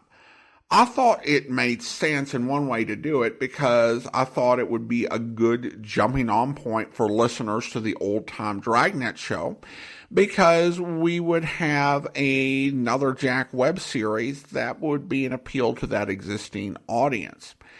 But I'd actually serialized an episode of Pat Novak back in 2008, and some of the feedback made me a bit nervous about doing this. And I think I was hedging my bets a little in the way I opened it, because some people really truly hate Pat Novak who love Dragnet. For many people, Jack Webb's Joe Friday in their imagination, and it cannot go to him playing a character like Pat Novak, even though it got him on the national radar. I also think the series didn't jive with a lot of people in general. They just didn't get it. The more I think about it, I think that when I started playing Great Detectives, I liked Pat Novak, but I don't think I really understood it. I just didn't have the context of having experienced a lot of radio mysteries and very little noir. I also had the perspective that the quality of a mystery and how clever it was determined how good it was. I've come to appreciate that a lot of detective stories are enjoyed for things other than the cleverness of the crime or the solution. Here, it's the dialogue. It's the artistry of this dance, even if it's predictable or even if the solution is not the most important thing. And so my appreciation for Pat Novak as this very unique series has increased over the years. Yes, it's formulaic, but that formula is a frame for bringing us some of the most creative and over-the-top dialogue ever written. I honestly don't remember what I meant by saying this should be a straight-up comedy. I think it was a wonderfully quirky show as it is. And I don't know if I would consider Dixie Gillian as a lower quality episode or not. It's actually rather good. I love the opening monologue, and Jocko's line, "Risking my life is one of the bravest things you do," is his best one-liner in the series. I think there's at least one episode I'd consider better. The very last episode of the national run, Little Jake Siegel. And there might be some that I think are better, but this is pretty solid. I didn't talk about the sponsor ads back in 2009, and that was my only chance to do so in that run. I love the Gallenkamp shoe ads. They are so lovely, light, and elegant. That said, the sponsorship seems a weird match because we're in an era where programs are sponsored by the company, and Gallenkamp is running these light, airy, fluffy ads on this really rough and tumble, often violent program. If they were a national company, you'd expect these sort of ads on a light drama, or you would expect them to change the tenor of the show in order to fit the image of their company. A few years ago, we played Casey Crime Photographer, and when the Tony Home Permanent system took over sponsorship, they had the tone shift to lighter stories with less violence. If I were to hazard a guess, I think this is a case where the decision was made to sponsor the series based on its potential local popularity in the San Francisco rather than it being a really good fit for the company. Pat Novak had actually been on the air for about a month before Gallenkamp took over sponsorship, so it's fair to imagine it had good audience reaction to gain that sponsorship. I should also say that another episode of this San Francisco series did come into circulation several years back, and we played that on the podcast in 2017, but this was the earliest available episode when we started. Well, as I said, this was a fully formed series. The one thing that I did miss was Raymond Burr as Inspector Hellman. He would come along when the series was broadcast nationally in 1949. What we got in this episode was not bad by any means, but Raymond Burr always added a little bit extra to whatever part he took on. Well, now it's time for the third episode. This one originally was released on October 28th, 2009, and it's Let George Do It. Let's go ahead and listen.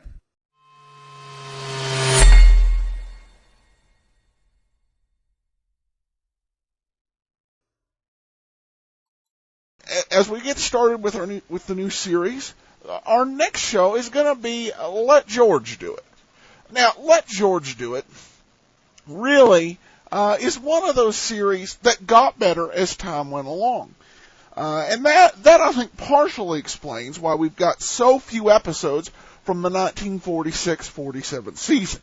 Many of the sites said the show was more sitcom than a detective show, and indeed, it's the initial audition episode we're going to listen to from May of 1946 was kind of a lighthearted thing.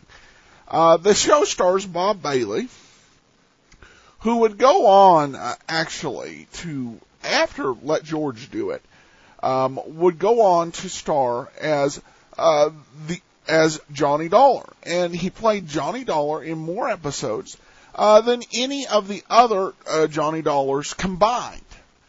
However, this Let George Do It was a great show in its own right.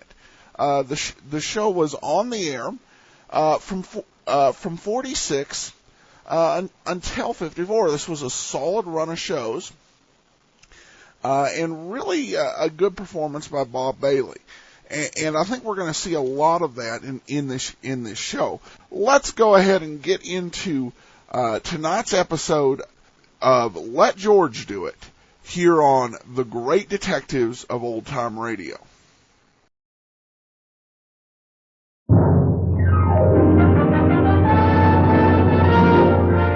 Your neighborhood neighborhood Chevron gas station invites you to Let George Do It, brought to you by the makers of Chevron Supreme Gasoline and RPM Motor Oil.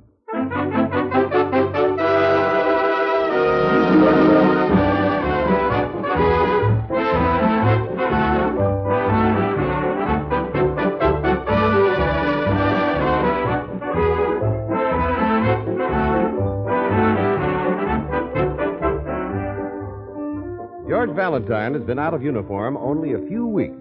Blessed with an abundance of energy and adventuresome spirit and not too much money, he has sunk his last dime in office rent, a few pieces of furniture, and an ad in the classified section of the daily paper. An ad which reads, "You have a crime that needs solving? You have a dog that needs walking? You have a wife that needs spanking? Let George do it." Now 3 days have passed, and George, sitting in his swivel chair with his feet up on the desk, is still anxiously waiting for a client. Suddenly, the door bursts open. Mr. Valentine? Yes? Mr. George Valentine? Yes. Come right in. Have a seat. Oh, here, take this one. It's softer. Oh, thank you. Oh, don't mention it. Have a cigar? Huh? Oh, I'm sorry. You're too young. Here, wait a minute. Here. Have a chocolate bar with almond. Oh, thank you. Yeah. Now then, what can I do for you? Well, I came to work for you. Work? I thought you were a client. Oh, no, sir. That's all right. I'll get it. Hey, wait a minute. Good morning. Let George do it. How do you like that? Oh, I can make an appointment for you. I'm Mr. Valentine's confidential assistant. Well, that's nice to know. Oh, well, if you're that close, then come right up, Mr. Winters. Yeah, goodbye, sir. Well, how do you... Now, look here, bottom button. I'm Sonny Brooks. You can call me Sonny. Well, now, look here, Sonny. Who hired you? I come with the office. You see, Caleb, the elevator man, is my friend. He knew I was looking for a job, so he said, Sonny, whoever gets that office gets you, too. Yeah, well, you're too young, Sonny. Things may get a little rough around here. Oh, that's okay, sir. I'm a very rugged character. Now then, Mr. Winters will be here soon. Winters? The mystery writer? Yes, sir. Jonathan Winters. He just phoned. Oh. We can discuss my salary later. I'll go on the payroll as of today. Uh-huh. Whether I like it or not, huh? I have a feeling you're going to become very fond of me, sir. I grow on people. Yeah, like a wart. All right, Sonny, call an employment agency and get me a secretary. Oh, that won't be necessary, sir. Why? Don't tell me you type also. No, but my sister does. Your sister? Claire. She'll be here soon to start to work. Well, say, does your whole family go with this office? Oh, well, I don't have much of a family. There's just Claire and me. Oh, well, that's tough, kid. But you're lucky. I haven't even got a sister. Tell you what, maybe we can sort of look after each other. How about it? Oh, that'll be swell, Mr. Valentine. I'll be glad to take care of you, sir. Hey, you're okay, Sonny. Oh, you like Claire, too. She's prettier than I am. Oh, perfect. It doesn't matter if she can type or take dictation, just so she's prettier than you are. Mr. Valentine?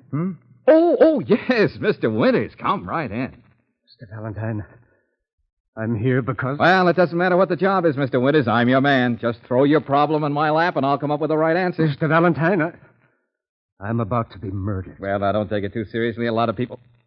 Murdered? Murdered? You're joking, I hope. I'm not joking.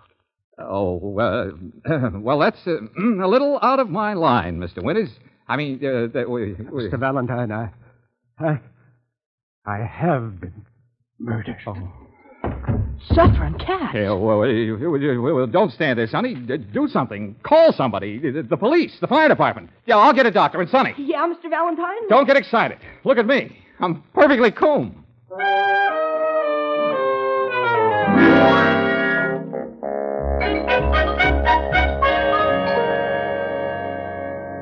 You going up, miss? Is Mr. Valentine's office in this building? Fifth floor, step in. Oh, thank you.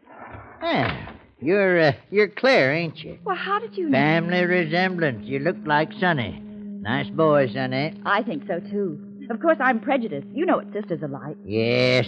I'm the same way about Georgie. Georgie? Oh, you don't mean Mr. Valentine? Of course I do. Known him for years. Used to work for his father.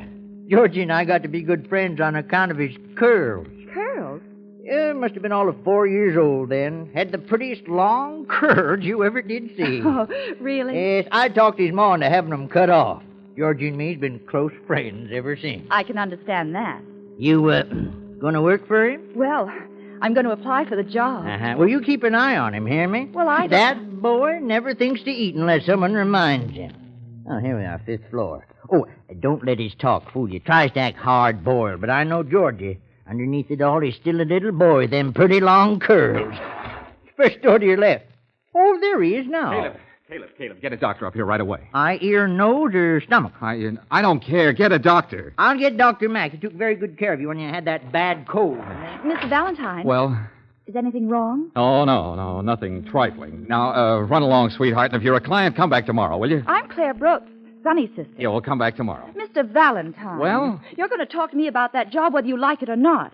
I spent 10 cents on bus fare to come here. Well, look, here's a dime. Now be a good girl and beat it. I certainly will. I wouldn't work for you if you offered me $1,000 a week to sit behind a desk and do nothing but powder my nose. Well, I could stand a little powder at that. Oh, you... Oh, wait a minute. You had any experience as a secretary? Of course. Can you mend socks? Men's socks. Iron shirts, sew buttons, cook breakfast over a can of Sterno? Mr. Valentine, are you looking for a secretary or a wife? Oh, a secretary. I'm still a bachelor, knock on wood. Had one close call, though, but I got away from her. Lucky guy. Lucky girl. Hey, you're all right. Okay, you're hired. Thank you. Now, give me back that dime. What about salary? Oh, salary. Well, we'll discuss that after I collect from my first client. How do I know you'll ever get a first client? My first client? Oh, I've got one now. I don't know what I'm going to do with him, but I've got him. Come on in and see for yourself. That gentleman stretched out on the floor is my... What? Sonny! Sonny! Yeah, Mr. Valentine? Well, where is he? Where's the body? Where's Mr. Winters? Suffering cats, Mr. Valentine. He's gone.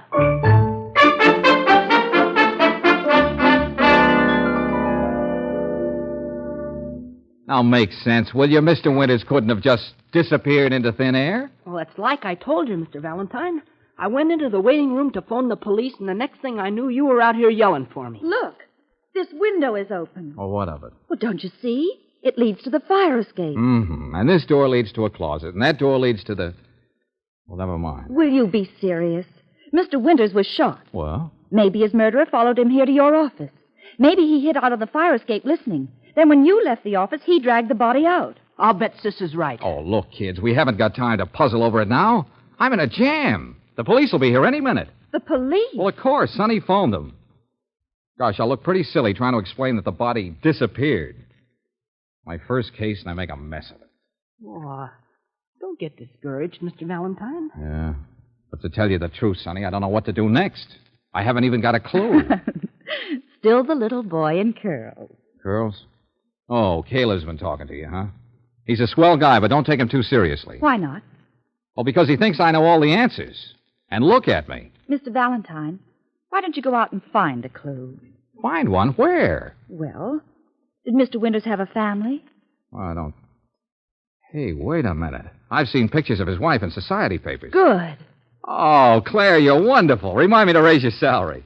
What salary? Yeah, well, when you get one, remind me to raise it. See you later. Where are you going, Mr. Valentine? To Mr. Winters' home. And when the police come, stole them. But, Mr. Valentine, what'll I tell them? Tell them nothing. You've got charm, haven't you? Well, use it.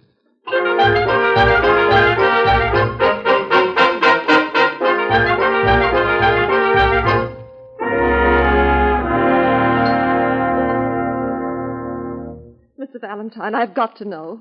What do you think happened to my husband? No, just take it easy, Mrs. Winters. Well, I was afraid something would happen to him. Why? Well, he was so worried. I thought it was because his writing wasn't going too well. He hadn't been able to write a thing in a long time. Uh-huh. Your husband is the famous mystery writer, isn't he? Yes. Yeah, I've read some of his stuff. The Case of the Body in the Bathtub. Murder Has the Hiccups. This is his study. Mm-hmm. Say, quite a layout. What are all these papers? His manuscript. He was working on The Lost Corpse. The Lost Corpse. Cute title. It wasn't coming easy. He knew it had to be good, or it would mean the end. Mr. Valentine, what are you looking for in that wastepaper basket? Well, I don't know exactly. Just got a hunch. I want the truth. Was he murdered? Oh, relax, Mrs. Winters, relax. The best man in town is on the job. Who? Oh, me, of course. Is this the Lost Corpse? Put that manuscript down. Don't look at it. Why not? Well, sorry. It's just a superstition. Jonathan never wanted anyone to read what he was working on. Oh, then of course you haven't read this. No, certainly not. Did your husband have any domestic trouble? Domestic trouble. Jonathan was devoted to me. Was? Why the past tense? What? Well, I don't know what I'm saying. Miss Winters? Yes? Yes, what is it? There's a policeman downstairs. He wants to talk to you. A policeman. Well, I'll be right down. Look, Mrs. Winters, you haven't seen me, understand? But why? Your husband trusted me. Why don't you try it?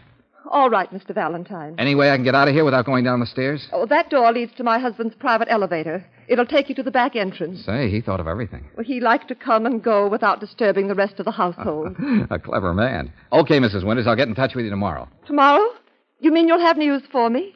Well, maybe it'll be news to you. And then again, Mrs. Winters, maybe it won't.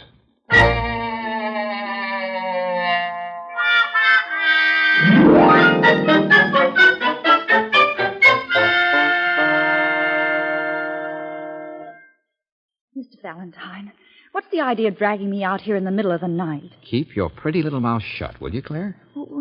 What is this place anyway? The back entrance to the Winters home. Haven't they got a front entrance? Sure they have, but we're not using it. We're here to steal something. Steal? I'm supposed to be a secretary, not a second-story man. Shh, keep quiet. Mr. Valentine, I quit. Yeah, some other time. Now step into that elevator. An elevator? Where will this thing take us? Up to Mr. Winters' workroom. Pitch black in here. I don't feel safe. I'm here. That's what I mean. Shh. Now keep quiet. Oh! What's the matter? Oh, you don't have to hold my hand. I'm not holding your hand. Well, someone is. Well, don't scream. I got him covered. Put him up, you. Hey, get that gun out of my ribs. Sonny, I told you to go home. Well, I have a feeling you're going to be very glad I'm along, Mr. Valentine. You might need me. Yeah, like I need a second head. You could use two. Now, both of you stay right here. I know where the desk is. What do you want in there? Well, I've got to get the lost corpse. The lost corpse? You mean you think Mr. Winters' body's in there? Yeah, it's... No, the manuscript of his book. Now, keep quiet. Don't make a sound. Oh! Mr. Valentine. Oh, what was that? Oh, just an old shin of mine. Hey, I hear somebody coming up the stairs. Okay, kids, we can beat it now. Everything's under control. I've got the lost corpse.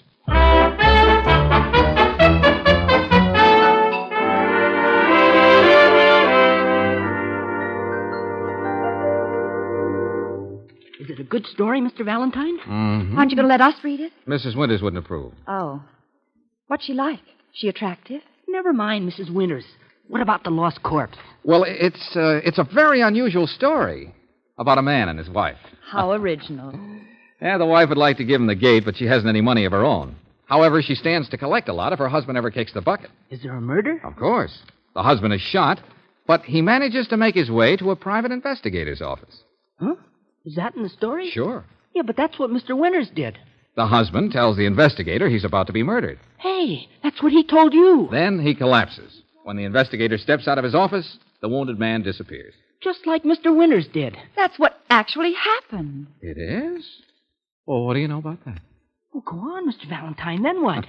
Well, later the guy returns to his wife and he says, "You thought you killed me, but I'm not dead yet. You... Yes. Go on. Well, that's all. That's as far as Mr. Winters got with his story. No wonder Mrs. Winters didn't want you to read it. It's the story of their life. It shows she's guilty. She killed her husband. Georgie. Oh, say, Georgie. Yeah, Caleb, what do you want? Where's Mrs. Winters? She all right now? Mrs. Winters, what are you talking about? I left her in your waiting room. She come to see you. When was this? A few minutes ago. She acted kind of funny, like maybe she was sick or something. Come on. Not a sign of her. Caleb, are you sure you left Mrs. Winters here in my waiting room? Mr. Valentine, look, on the table. A woman's purse. With initials on it, M.W. M.W., Marcia Winters. Do you think the same thing happened to her, Mr. Valentine? Someone followed her here and hid out on the fire escape? No, I don't think so. She heard us talking. She knew we thought she was guilty. Oh, of course. Yeah, all right, Caleb, thanks a lot. Well, it's all right, Georgie. Call me if you need any help. Yeah, sure, Caleb. Say, how are you two at playing games? Games? At a time like this? Sonny, you be Sonny. I'll be George Valentine. And Claire, you be Mr. Winters. What? Now, Claire, step outside the office. Give us a few minutes, then come in and say you expect to be murdered. Oh, I get it. You want to reenact the crime. Smart boy. Okay, Claire, get going. First, I'm a second-story man, and now I'm an actress. I quit. Oh, come on, Claire, be a good sport. Humor me. I said I quit. Yeah, well, we haven't got time now. You can quit tomorrow. Oh, all right. But you can think of the silliest thing. Now what do we do, Mr. Valentine? Just exactly what we did when Mr. Winters first stepped into this office. Okay, Claire, come on in. I don't think she heard you. All right, Claire, we're ready. What's the matter with her? I'll get her. Claire, you can come in now. Claire, what? Where is she? Suffering cats. What a mess. Now my sister's disappeared. It's only natural, I guess, for the carpenter to build his own house a little stronger, for the cobbler to cut his own shoes a little more generously, for the farmer to select the juiciest apples for his own barrel.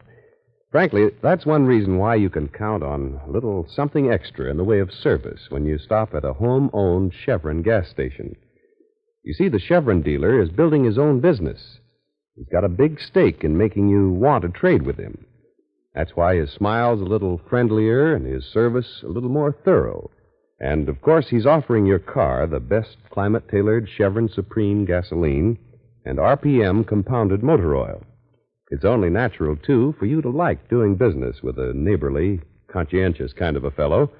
So look up the Chevron dealer in your neighborhood. Remember, his Chevron gas station is home-owned.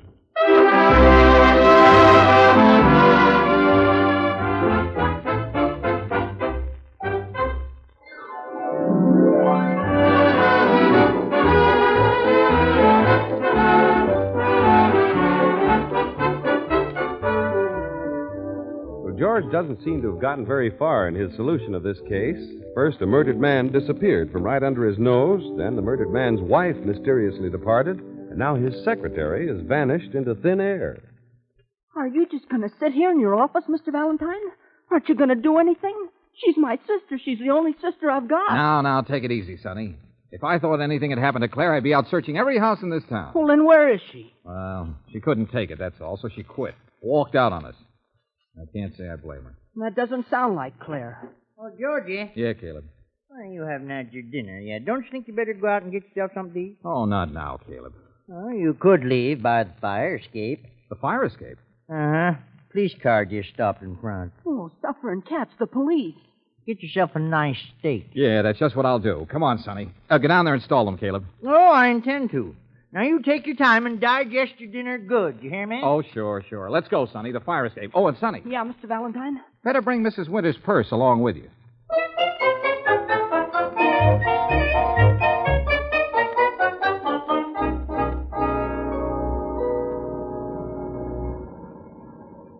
Excuse me, Mr. Valentine, but aren't you going to stop and get something to eat? That's the trouble with women.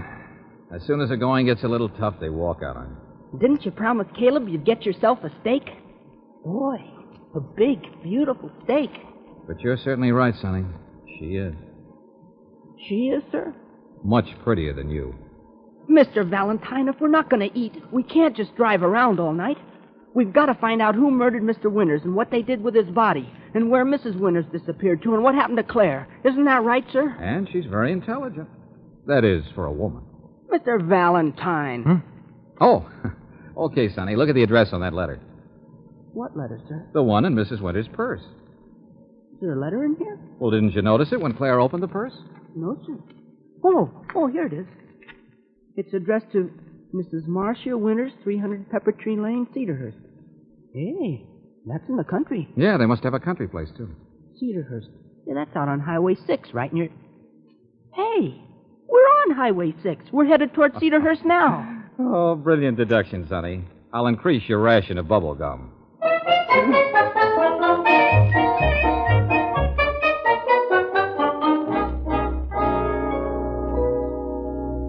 Oh, I filled her up, sir. Oil, water. No, thanks. Wash your windshield. No, don't bother. I washed it once and couldn't do a thing with it. Don't get many customers around here at night. Pretty deserted road. Oh, that's all? I'll bet we're the first car you've seen this evening. That's right. Oh, except for that cab. Cab with a woman in it? Now, how'd you guess? Hey, I'll bet it was Mrs. Winters. Hang on, Sonny. We're getting warm.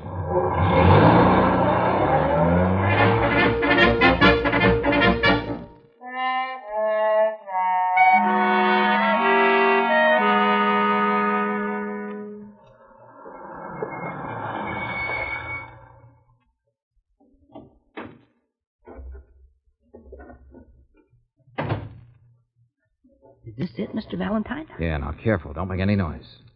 There's a light inside the cabin. Uh-huh. And a woman. See her moving around? Oh, yeah. I can make out her shadow now. All right, Sonny, you stay out here. Oh, Mr. Valentine. Sorry, Sonny, but there may be trouble, and I can't let anything happen to you. Yeah, but I'm in this with you. Don't you remember? I was going to look out for you. Yeah, but you may need me. Jeepers, Mr. Valentine. All right, Sonny, you win. But stick close to me, understand? Yes, sir. Are we going to just walk right in? No, of course not. That's no fun. What would they do in a mystery show? They'd climb in a window. Then we'll climb in a window.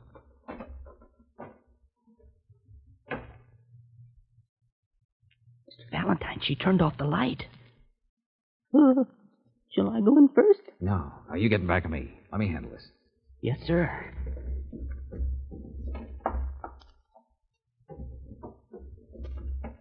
Now, take it easy, Sonny. I'm okay. Oh. I've got her. Let go. No, you don't. You'll stay right here. You're hurting Turn me. the light on, Sonny. Yes, sir. Let's see what we've bagged. Claire. Well, if it isn't second story Clarissa. Did you have to be so rough? I'll bet you cracked 2 ribs. Sorry, I don't know my own strength. Well, now that you see who I am, you don't have to keep on holding me. No, but it's fun. Claire, what are you doing here? Oh, well, she saw the address on the letter, so she decided to follow the clue. Yeah, but why didn't she let us in on it? Because she thought I was a dope, Sonny, so she took over. You know all the answers, don't you? Not quite. What happened when you got here? Nothing. The place looked deserted. I crawled in the window, too. No one here? I couldn't see anyone. Are you sure? Of course. Well, I've had the strangest feeling. Yeah? As though someone's been watching me. Uh-huh. Stay here with Sonny. I'll, have a look around. Suffering cat, sis, you sure had me scared. I'm sorry, Sonny. But Mr. Valentine didn't seem to be making any effort to solve the case. Yeah, don't kid yourself. He just keeps things to himself. Well, everything seems to be in apple pie order. Hey, listen. Uh-oh. Sonny, Claire, stand back there in the corner. I'll cover the door. Oh, be careful, Mr. Valentine. Do I detect concern in your voice? Well, I don't want to see you get shot right in front of me. Oh, then close your eyes.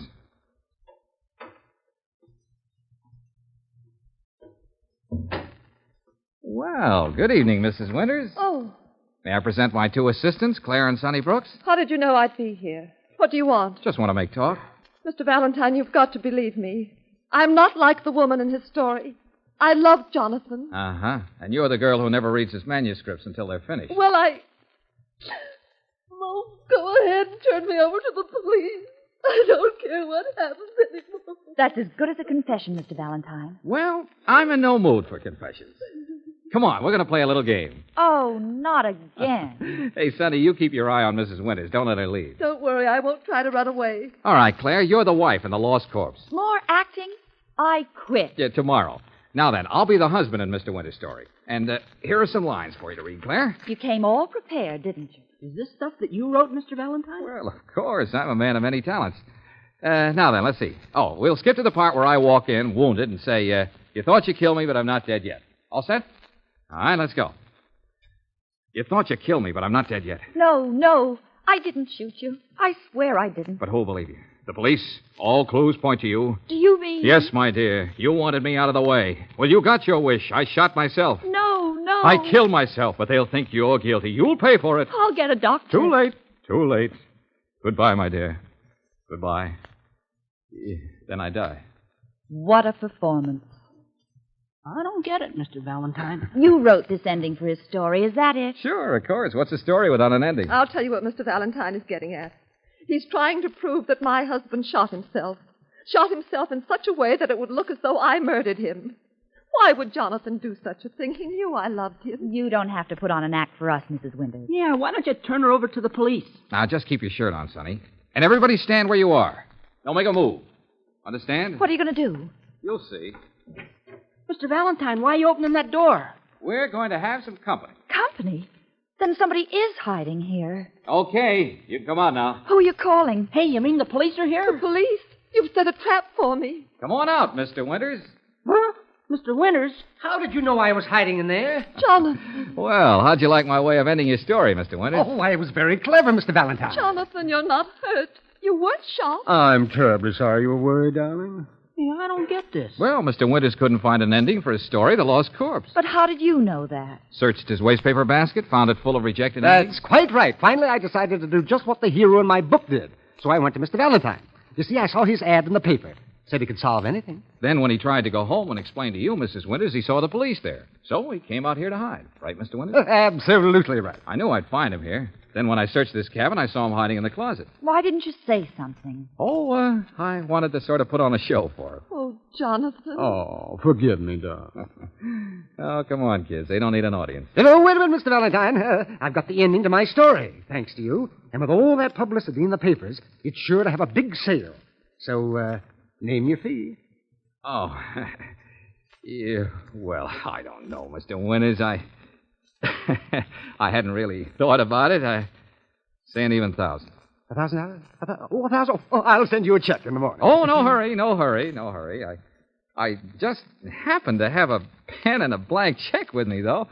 As a matter of fact, here it is all made out. Just needs your signature, Mr. Winters. Huh? Oh, yes, why, certainly, of course.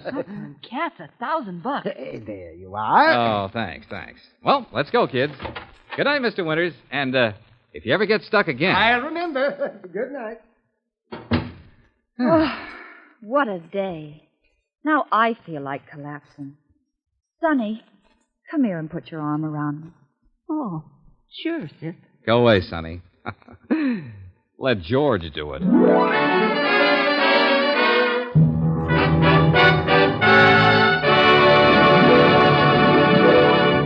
Your neighborhood Chevron dealer asked me to pass along this touring tip to you folks taking weekend trips this fall. He wants me to remind you that a Chevron credit card makes a mighty handy traveling companion. If you don't have one, you can apply at any Chevron gas station. If you do have one and haven't been using it, don't forget these credit card advantages. First, they help conserve your travel cash. You can charge most of your car expenses. Second, they're good everywhere in the U.S. and Canada, too. Third, they wrap up all car expenses into one convenient monthly bundle. Chevron credit cards are good at home-owned Chevron gas stations all over the West. So watch for those cream, green, and burgundy stations on the road this weekend and use your Chevron credit card.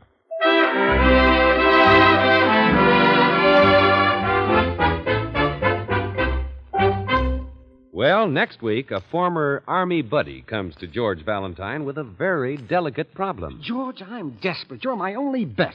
You're the only one who can help me. Now, relax, Tommy. You came to the right man. What can I do for you? Well, I've got to go out of town to look for a job, and what I want to know is, in case I don't get back in time, will you have my baby for me?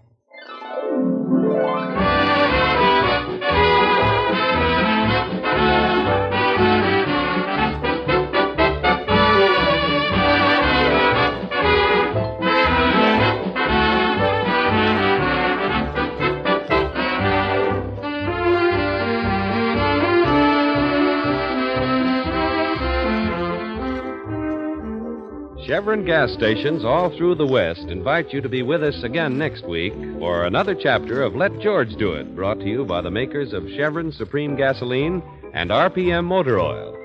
Let George Do It, starring Robert Bailey as George, with Frances Robinson as Claire and Eddie Firestone Jr. as Sonny, is written by Pauline Hopkins, produced and directed by Owen Vinson. Others in the cast were Joe Kearns as Caleb, Rena Craig as Mrs. Winters, Howard McNear as Mr. Winters, and Horace Murphy as the filling station attendant. The music was composed and conducted by Charles Dant. Your announcer, John Heaston. Listen again next week, same time, same station, to Let George Do It. This is the Mutual Don Lee Broadcasting System.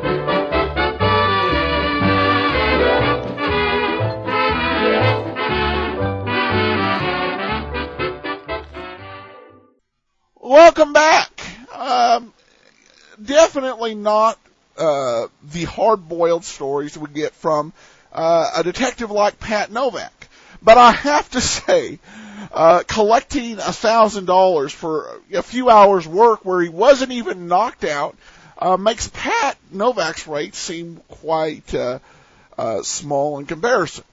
I don't think Pat Novak would have taken to this case. What is this you're trying to do here? here and include Wisecrack. But this show, I think, was pretty interesting, and I think you see the promise and potential of the show. It's got a lot of growing to do, and I like it when we can see the development of a show and see when it really hits its stride. And I've heard some of the episodes from later on, so it does hit a very strong stride. But you see just a great connection from Bob Bailey, and a pretty fun little story, even if it wasn't the greatest detective story ever told. So we'll be looking for more next week when we'll let George do it. Tomorrow, we're going to go ahead and play an episode of Sherlock Holmes. That's the oldest episode I think I've ever played. If I've dated the episode right, and the place I downloaded the audio from it dated the episode right. You leave comments on the show. Those will be read before Friday's airing on our Dollar Day of Johnny Dollar.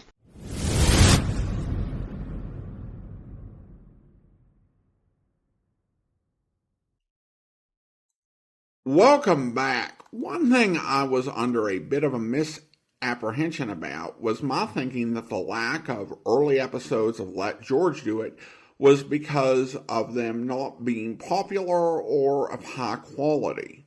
One thing I've come to understand over the years is the nature of old-time radio collectors is to collect programs. And for most of the old school collectors, this was not just collecting things you personally liked. Plus, tapes could be made and traded. So even if you didn't care for a particular program, someone else might, and you might be able to trade for something that you didn't have. In addition, I think many collectors, both old school and new, are very cognizant of the fact that they're dealing with pieces of history. And most people I've met want to preserve as much radio history as they can, whether it's their cup of tea or not. There are lots of issues and challenges in collecting old-time radio transcriptions and tapes and programs coming into circulation, but personal likes for a particular show don't really enter into it that much. And actually, more of these early episodes have come into circulation. And we played them on the podcast in 2019. And I learned more about Let George Do It and sort of the broadcast history. There were actually 3 different auditions made, which I've not heard of being done for any other radio program. The most I've ever heard of is 2, particularly when you're dealing with the same actor.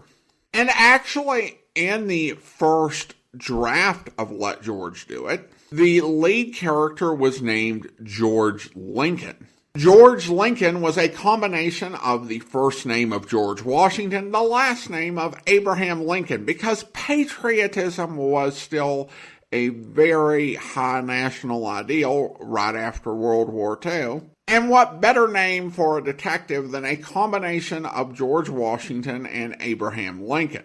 Now, while I'm not able to officially confirm this does suggest an origin for the name George Valentine, because once they determined they couldn't use George Lincoln, if you look at the calendar, the next holiday after Lincoln's birthday is Valentine's Day. And that's my theory, and I'm sticking to it. In addition to the auditions, we also got to hear more of the sitcom episodes, including the kleptomania episode, which was teased at the end of the audition we heard today. I'm kind of thankful we didn't have them when we started in 2009. I remember, I think it was like the 3rd week, I got an angry person contacting me saying, I thought you said you were going to play detective programs. And I said, well, this is kind of a detective comedy. It's going to change. And he was like, well, it better. I'm kind of glad that we only had like 4 of those back in 2009, so we could just play them and then get into the more detective-themed traditional programs. As for this particular episode, in general, I stand by what I felt back in 2009. I think that this was a series that had some potential as it was cast. You have a fantastic cast for a comedy detective program. Shirley Mitchell would make an interesting choice to play Brooksy. She did a lot of radio comedy work.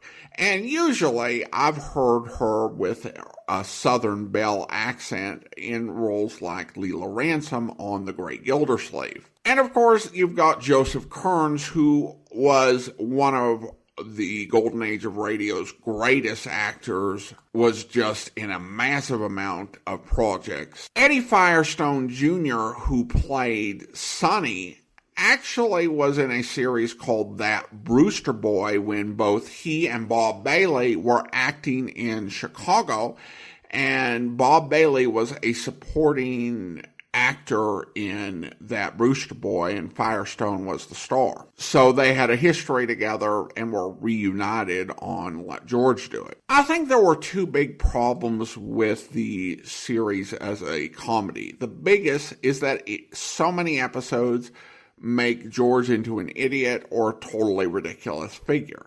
I love a good detective comedy series, but I think the ones that tended to work didn't make the detectives look stupid. I think of series like The Thin Man or Mr. and Mrs. North or Leonidas Witherall, and the heroes tended to be very canny, but maybe a bit eccentric, and much of the comedy is provided by the oddball characters they meet, as well as their own just little eccentricities. Second, the plots are not great and often feel weak rather than funny. The idea of a writer faking his own death to get a solution to a mystery, particularly as simple as the solution George gave him, is just too silly.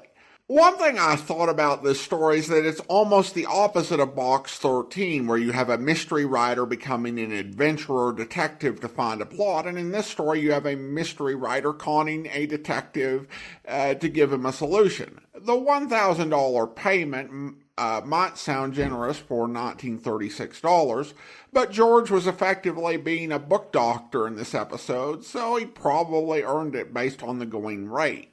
Despite my problems with the way this was executed, I think that the sitcom as pitched in this pilot could have worked with a few tweaks in the writer, though I'm kind of glad it didn't.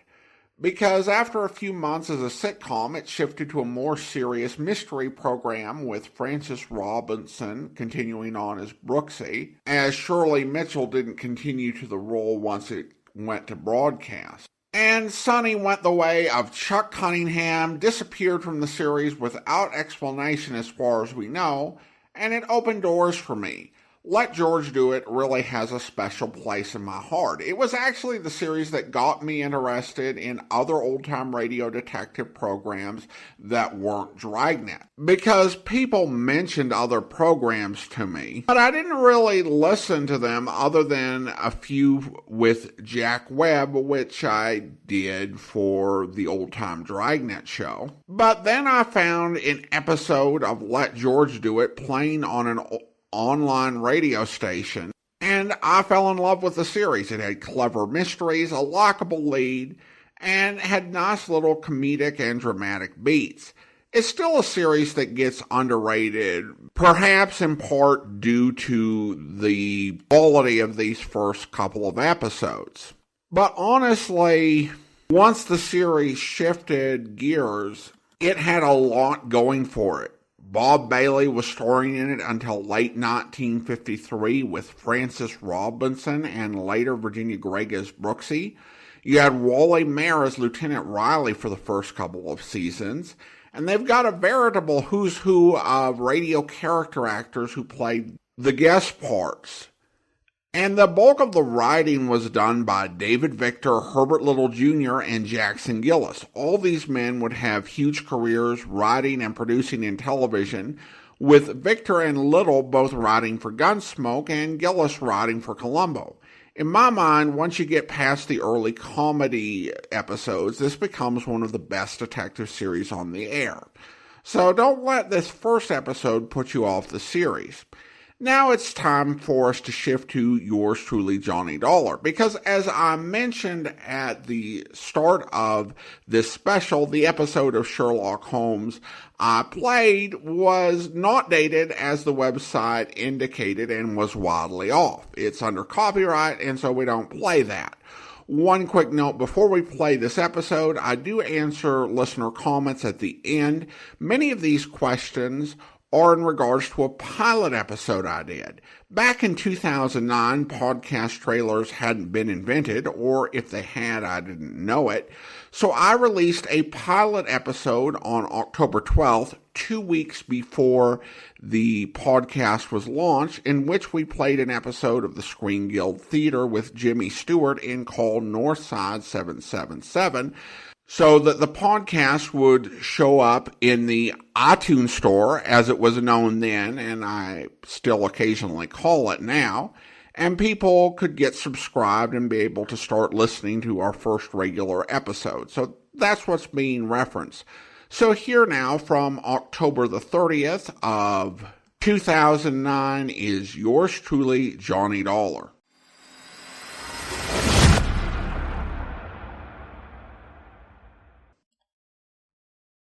Welcome to The Great Detectives of Old Time Radio. This is your host, Adam Graham. I hope you've enjoyed the first 4 episodes, and I really hope you enjoy what we have for you today. Yours truly, Johnny Dollar. We're breaking some podcast ground here. Other series like Boston Blackie and Perry Mason have had podcasts made surrounding those characters. But not yours truly, Johnny Dollar. What makes this so surprising is that the show remains very popular. I found 2 separate polls that Johnny Dollar won for the best private detective series.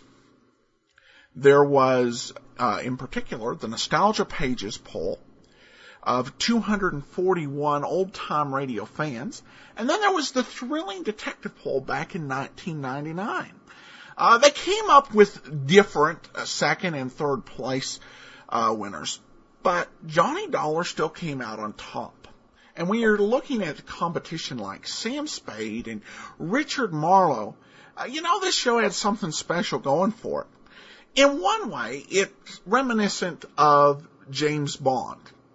Not in the secret agent sense, obviously, but it's a show where the adventure travels. You go to 24 different foreign countries, along with 39 states, to experience all of the Johnny Dollar thrills and excitement. And then you have different actors playing Johnny Dollar. There were a total of 8 different actors that took this role. 6 who went on the air, and 2 additions, one of which we're going to hear today. And each brought their own spin and their own way of performing this character, which gives it a depth and uniqueness. It's really quite remarkable in the remarkable detective genre of old-time radio. The first Johnny Dollar was Dick Powell. Now, Dick Powell is not perhaps someone that's a household name today, but he was a very important actor in the world of not only old-time radio, but films. Prior to 1944, he had been known basically as a light comedic actor and singer. And he had that struggle that a lot of actors do in that role. They want to take on the harder, deeper, more serious roles. And have basically gotten typecast for light work. And it wasn't until the age of 40 that Dick Powell was finally able to break the mold. And that was when he landed the part of Philip Marlowe in Murder My Sweet.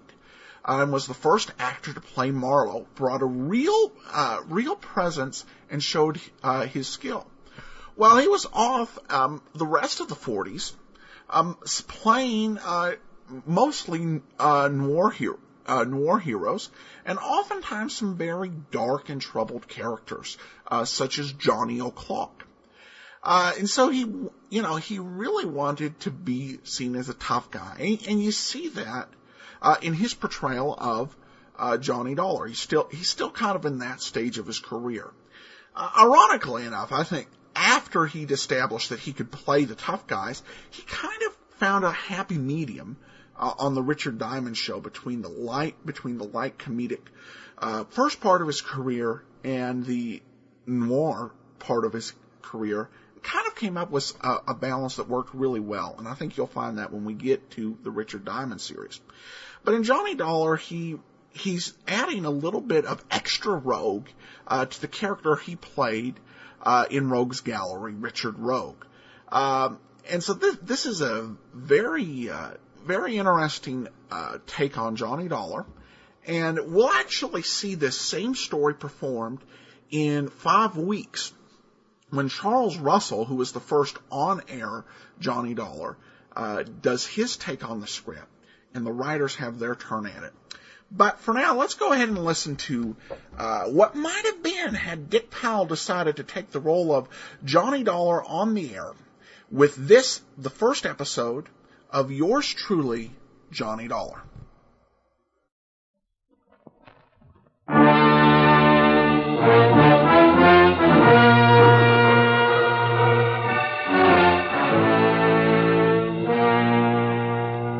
The Columbia Broadcasting System presents a thrilling new adventure series starring Dick Powell.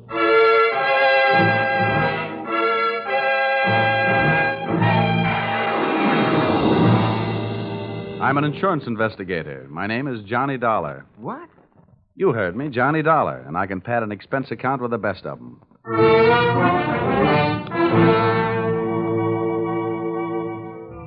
Yep, I'm a freelance insurance investigator, and I live in Hartford, Connecticut. At least that's where I pay rent. My work sees to it that I really live anywhere, except at home. I'm free, white, 34, and so forth. If you're interested in buying me Christmas presents, I take a size 42 suit. Shirt's 15 and a half collar, sleeve length 33. My hat size is 7 1/8, except when I wind up a successful case. Then it runs about 7 3/8. At insurance investigation, I'm just an expert. At making out my expense account, I'm an absolute genius.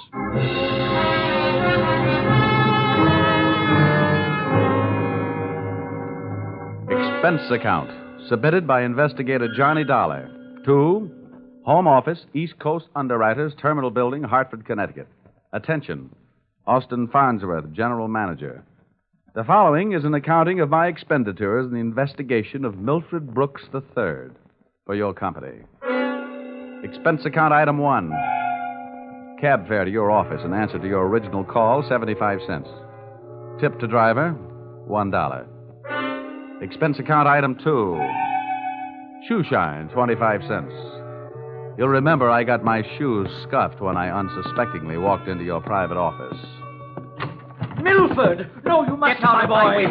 Dollar! Keep away from that window! Don't Hey, you! jump. Hey, no, you don't. Let go of me! Let go of me, you fool!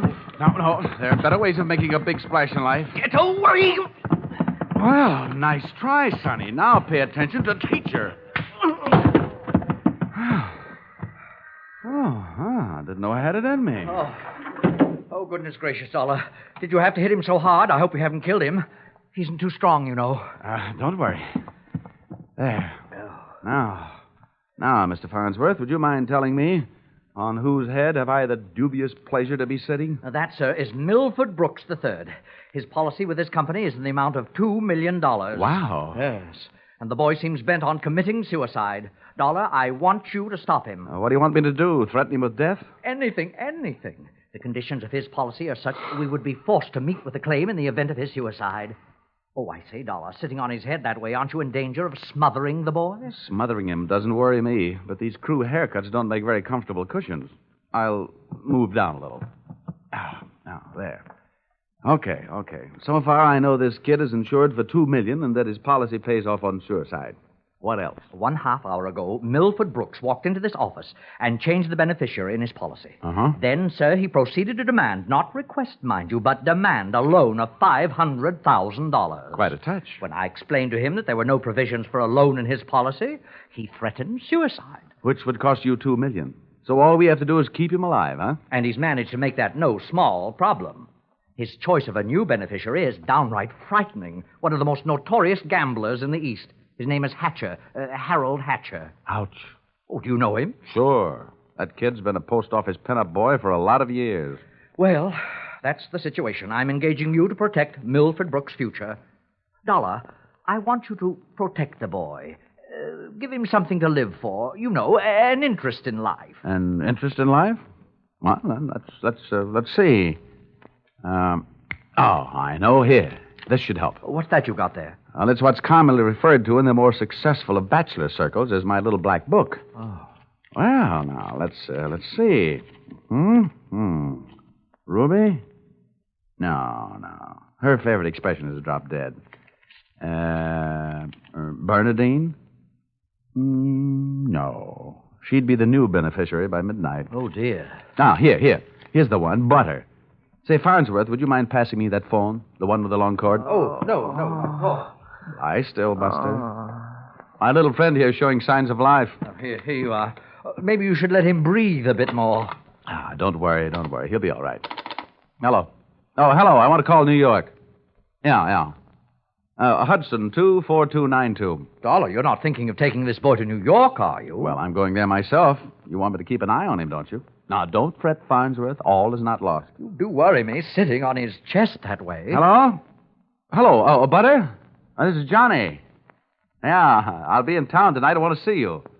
And look, here's what I want you to do. Yes, it's all right to say over the telephone. Yeah, I want you to reserve a table at the hatchery in my name for 10 o'clock tonight. Will you do that? Okay. I'll see you at your apartment in a few hours. But, honey, I can't make it any earlier. I'm sitting up on a sick friend. Okay, goodbye. I'm not sure that I agree with your methods. Huh? Ow! What's the matter?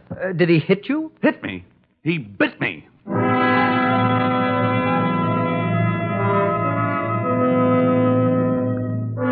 Expense account, item 3. Liquor, $18. Keeping Milford Brooks III peaceful seemed to be the immediate problem, and a bottle of rare old brandy seemed to be the immediate answer. I poured most of it into him, and by the time he started to tick again, he'd gone through the unusual process of going to sleep sober and waking up enchanted. I loaded him into my car, and we headed for New York. As we passed through New Haven, he opened one eye, looked up, saw the Yale Bowl, and gave 3 cheers for old Eli. Ray. Oh, old Yale would sure be proud of you. Why anybody would want to insure you for $2 million is more than I can figure. My daddy loved me very much, and my mother loved me very much. Now, that's nice. And not only that, but I love somebody very much. And not only that, but I hate somebody very much. That's interesting. You know something? Next to one other guy, I hate you more than anybody else. Oh, here, lover boy, it's the cocktail hour again. Time for your bottle.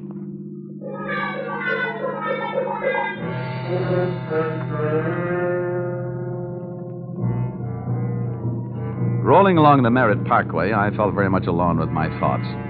And believe me, they weren't very pleasant company. The way it stacked up for me, Brooks had built up a fat gambling debt with Harold Hatcher and had been forced into making him his beneficiary.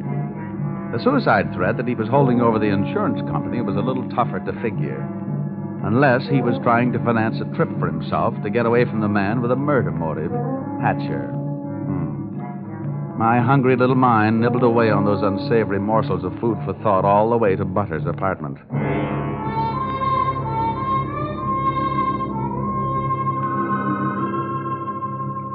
Hey, where are you taking me? I want to go to New York. If you don't behave, Buster, I'll punch your ticket. Johnny, darling, welcome to New York. Well, that's the fastest trip I ever had. Quiet. Well, where did you find this? In a box of Cracker Jack. Let us in, dear. I don't know about you. Some men bring me flowers, some bring me candy.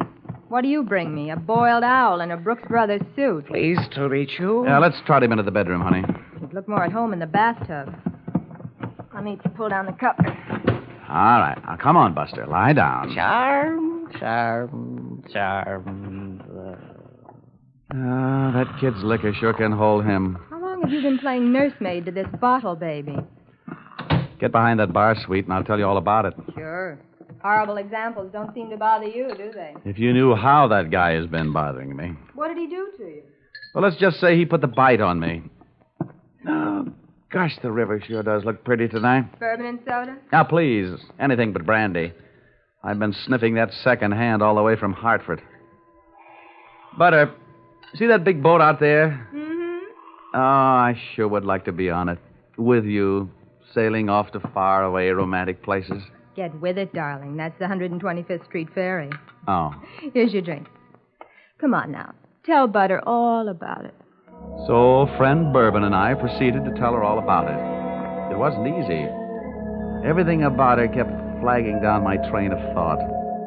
The longer she looked at me, the less I wanted of Milford Brooks III, and the more I wanted of beautiful Butter the first, and only. She was a sympathetic listener to my story until I gave her the answer to her first and only question. And where do I fit into all this? Well, baby, I thought you understood.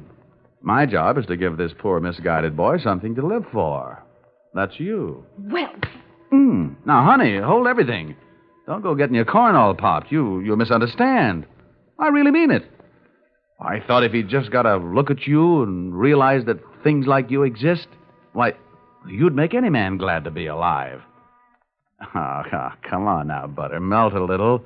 I wouldn't let anything happen to you. You know that. Did I hurt you?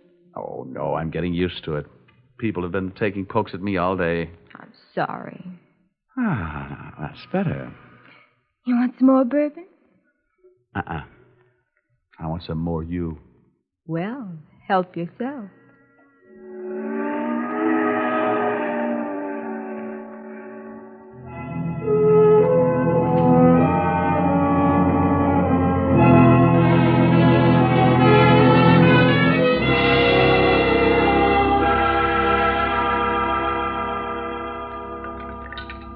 Honey, it's getting late. Let's make this the last drink. What time is it? Oh, it's 20 to 10. Oh. My reservation at the hatchery is for 10. Here. Thanks. Cigarette? Oh, empty. Some more out in the other room. I'll get them. I'd love to get you on a slow boat to China. Johnny! Oh, coming. He's gone. What?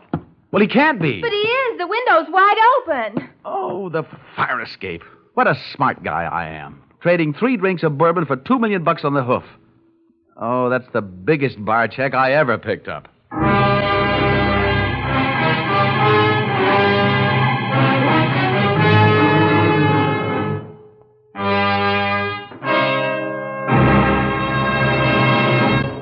That's a big bar check for anyone to pick up. As a matter of fact, it's a bigger bar check than you've ever heard of anyone picking up before. And that should give you an idea of what to expect in the second act as you follow this new CBS series starring Dick Powell in the title role, yours truly, Johnny Dollar.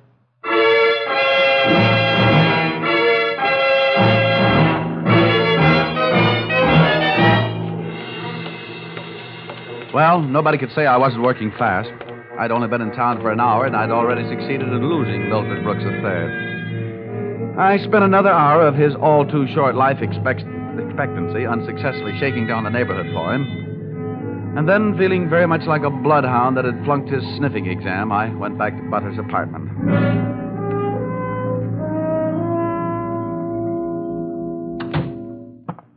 No luck, Johnny. Oh, sure, plenty of luck. All bad. Is there anything I can do to help? A kiss for luck. What are you going to do? Nothing. Just a little phone call.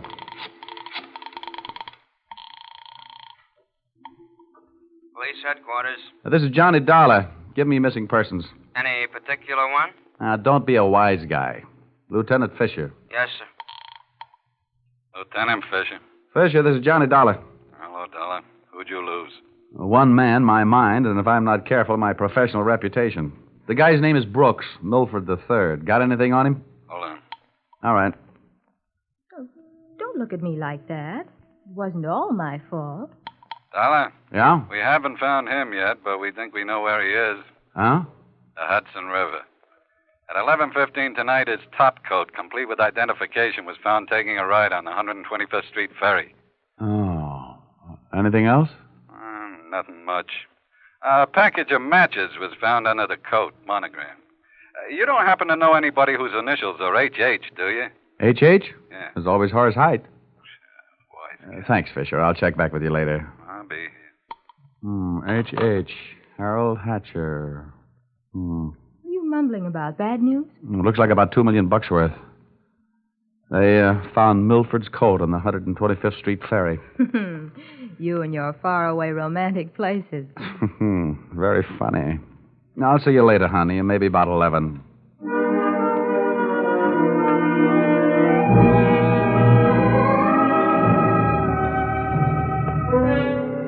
Expense account, item 4.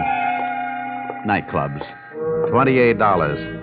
Harold Hatcher's hatchery was in a cellar under a hotel, but the prices were high enough to rate a penthouse. The club was draped in too much satin, its lady customers in too little. The decor was French provincial, the music was Brazilian, and the food was from Dixie. The drinks looked weak and the waiters looked strong. All in all, the joint was a sight for sore eyes, for making them sore. The only pretty thing in the place was a blonde. She came strolling up to my table, her hips unconsciously sending subtle little messages back to the rumba band. She opened her mouth, slid her tongue over her lower lip, and let a few warm, soft words slide out. Looking for someone? Well, you'll do until the real thing comes along. Sit down. Thanks.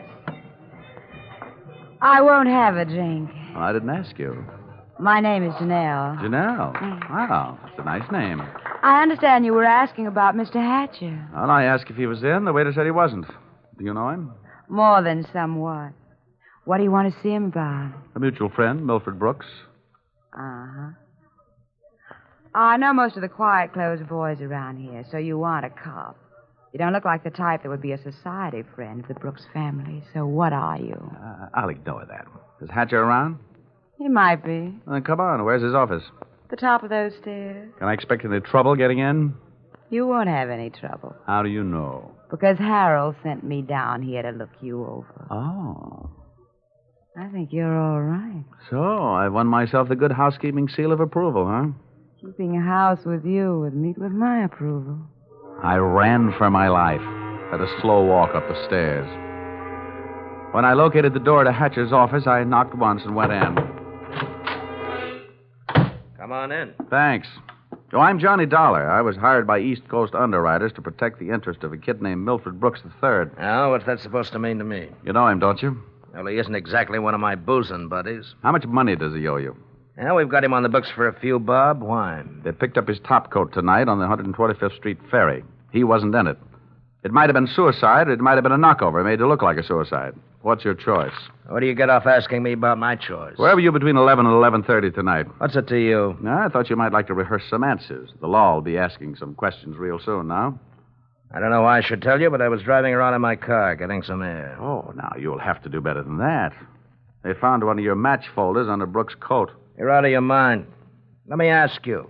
The kid owed me a couple of $100,000. You think I'm going around knocking off my own assets? Hatcher, I don't know whether you're stupid or bright. Don't worry about it. I know. What about that insurance policy? What insurance policy? Now, look, Hatcher, we're big boys. We both know that changing a beneficiary in an insurance policy is a legal transaction. That means witnesses. That means it isn't secret. What are you talking about? That you and East Coast underwriters and I know all know that Brooks made you the beneficiary in his policy and that you stand to come into $2 million when they fish out his body. I don't know anything about it. Motives don't come much bigger. I'm telling you this is all news to me, and you and nobody else is going to make me move off that story. I feel the same about mine. It doesn't take a genius to know that Brooks didn't love you $2 million worth. There's only one logical reason for his making you the beneficiary. You forced him into it. Who'd believe anything else? Who cares? They'd have to prove it. And, brother, that can't be done. Now, how would you... Yeah. Okay, Rocky, thanks for the news. Take the inspector into the bar and buy him a drink. I'll be right down. Dollar, did you turn me in? They're here, huh? Yeah. No, I didn't turn you in. I'm not a cop. Here, have a cigarette. Thanks. Here's a light. Well, come on. Maybe they just want to sell me some tickets to the policeman's ball. For a guy in a hot spot, Hatcher was certainly a cool customer. I followed him out of the office, down the stairs, and back into the club. Janelle was sitting there right where I'd left her. And I thought to myself, now there's a gal who should never sit down. She looks so pretty standing up. Janelle, buy Mr. Dollar a drink. I have to go play 20 questions with some fellas in the bar. Sure, baby. Anything you say. Anything. I'll see you, Dollar. Yeah. How'd you make out? Well, you can never tell about a guy like that. He's a smart boy, strong, silent type. Wouldn't talk, huh? A real close-mouth act. About what? Oh, just a little doodad. $2 million life insurance policy. Wait a minute. That young Brooks kid? That's right. I knew it. Tried to tell him he'd get into trouble, but he wouldn't listen to me. Oh, you knew about it, huh? I suppose you also know what was behind it. Sure, Milford owed him some money. A lot of money. It's in writing. What kind of writing? The personal note that Brooks was going to get back if he made Harold beneficiary. Where is this note? Do I look like the kind of girl who'd put the finger on her boyfriend? You look like the kind of girl who'd do anything if she wanted to. Thanks. I'll give you a slight hint. It's in his office. You'll find it in the inside pocket of one of his suits in the wardrobe. What are you waiting for? I'll watch the bar. Nothing, sweetheart. Nothing at all.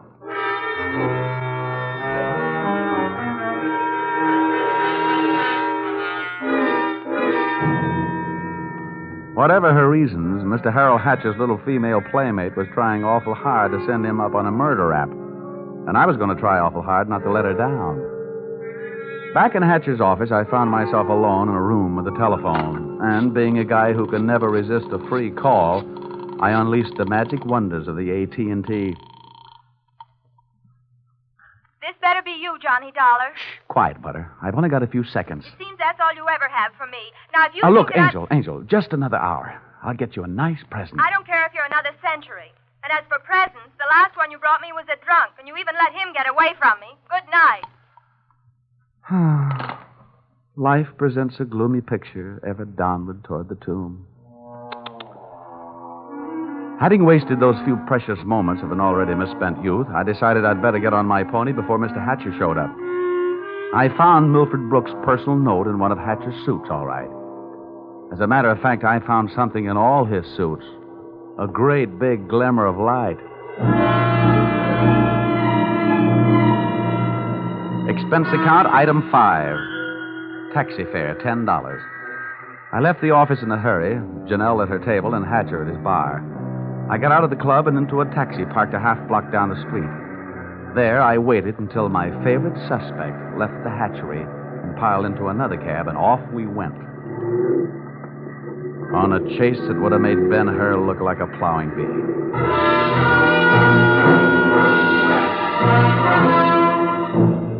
We skittered over to Lexington and headed uptown. At 72nd, the cab turned right and pulled to a stop. My driver was on his toes, and his toes were on his brake. We stopped, too, half a block behind. You want I should wait, huh? No, here you are. Keep the change. Hey, thanks.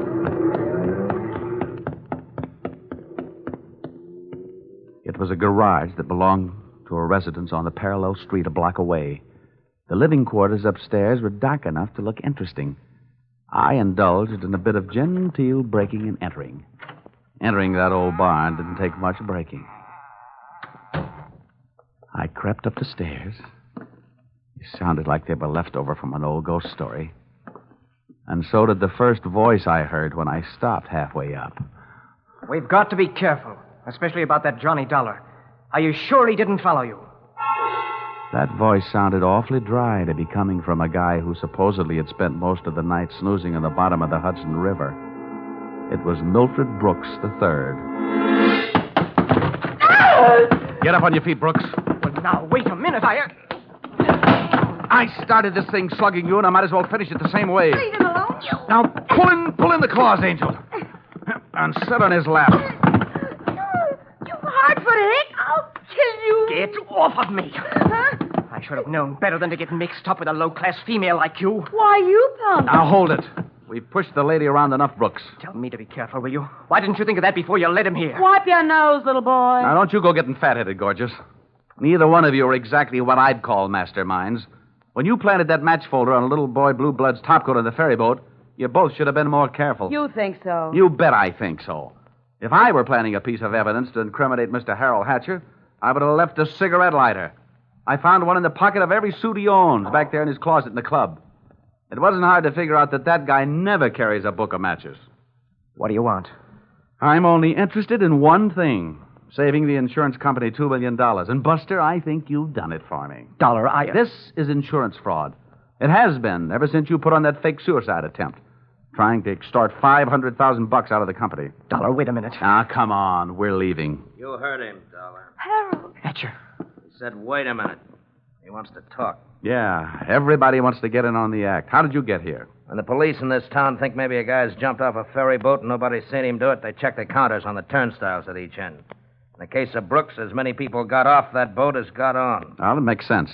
They'd hardly hold a guy because somebody lost a topcoat. How did you know we were here? You know me, baby. You never go anyplace I don't know about. Okay, Brooks, you felt like talking. Now I feel like listening. Get it up. Well, I don't know what you mean. I know what you mean, Hatcher. One, he gave you a big fat $2 million motive for murder.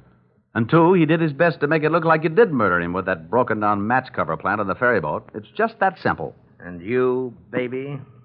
Harold, please. You put him up to it, didn't you, you cheap little muscler? Trying to get rid of me, will you? No, Harold. Oh, calm down, Hatcher. You don't need any gun around here. They're tame. Well, maybe I'm not.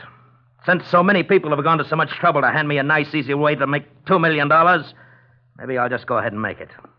I'll show these amateurs how these things are really done. Come on, Brooks. How'd you like to go for a nice, cool, half a ferry boat ride? No, Hatcher. No. Look, it's her fault. I'll give you anything you You're want. wrong, sonny boy. You're going to give me everything. No, you can't. Let me out of here! Brooks bolted for the door. Hatcher snapped a shot at him.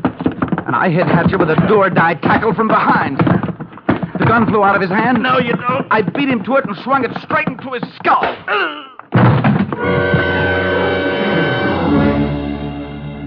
Half the people in the room were lying there bleeding. Brooks from gunshot, Hatcher from gun butt. Janelle and I stood there panting. But believe me, not for each other. We stood that way until the police arrived.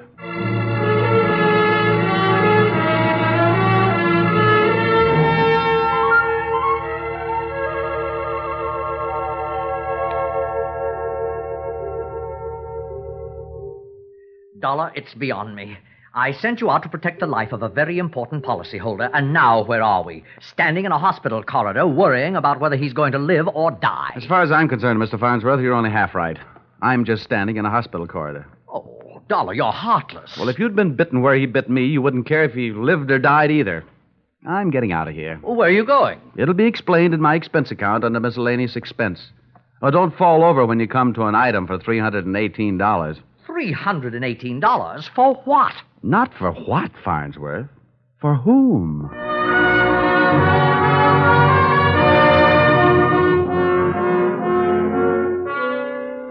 Expense account total. And it all adds up to a little matter of $1,182.23. Which you may say, Mr. Farnsworth, is a lot of money for one man to spend in 2 days. But you must bear in mind that the amount at stake was $2 million. And you know the price of steak these days. It might comfort you to know that I just returned from the hospital. Brooks was strong enough to make a full statement, which you will find enclosed. This in itself should prove sufficient to establish evidence of attempted fraud against your company, allowing you to immediately avoid his policy. It boils down to one sentence, to wit. Brooks and Janelle wanted to get rid of Hatcher so that they could live happily ever after. Knowing those two, they never had a chance. And oh, yes, that that miscellaneous item, the one for $318, it was a bracelet for a certain party who made this special investigation for me very special. Oh, if you want a receipt for this item, I'll send you a lock of her hair. Yours, truly, Johnny Dollar.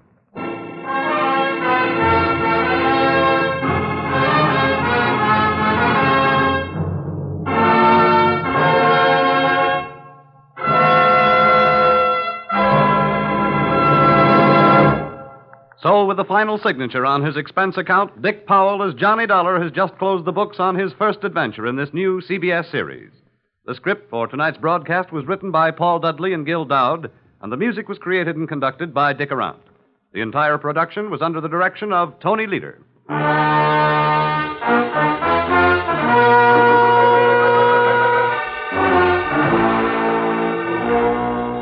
Be sure to tune in again next week when the expense account covers Special Investigation Singapore, another unusual adventure starring Dick Powell in Yours, truly, Johnny Dollar.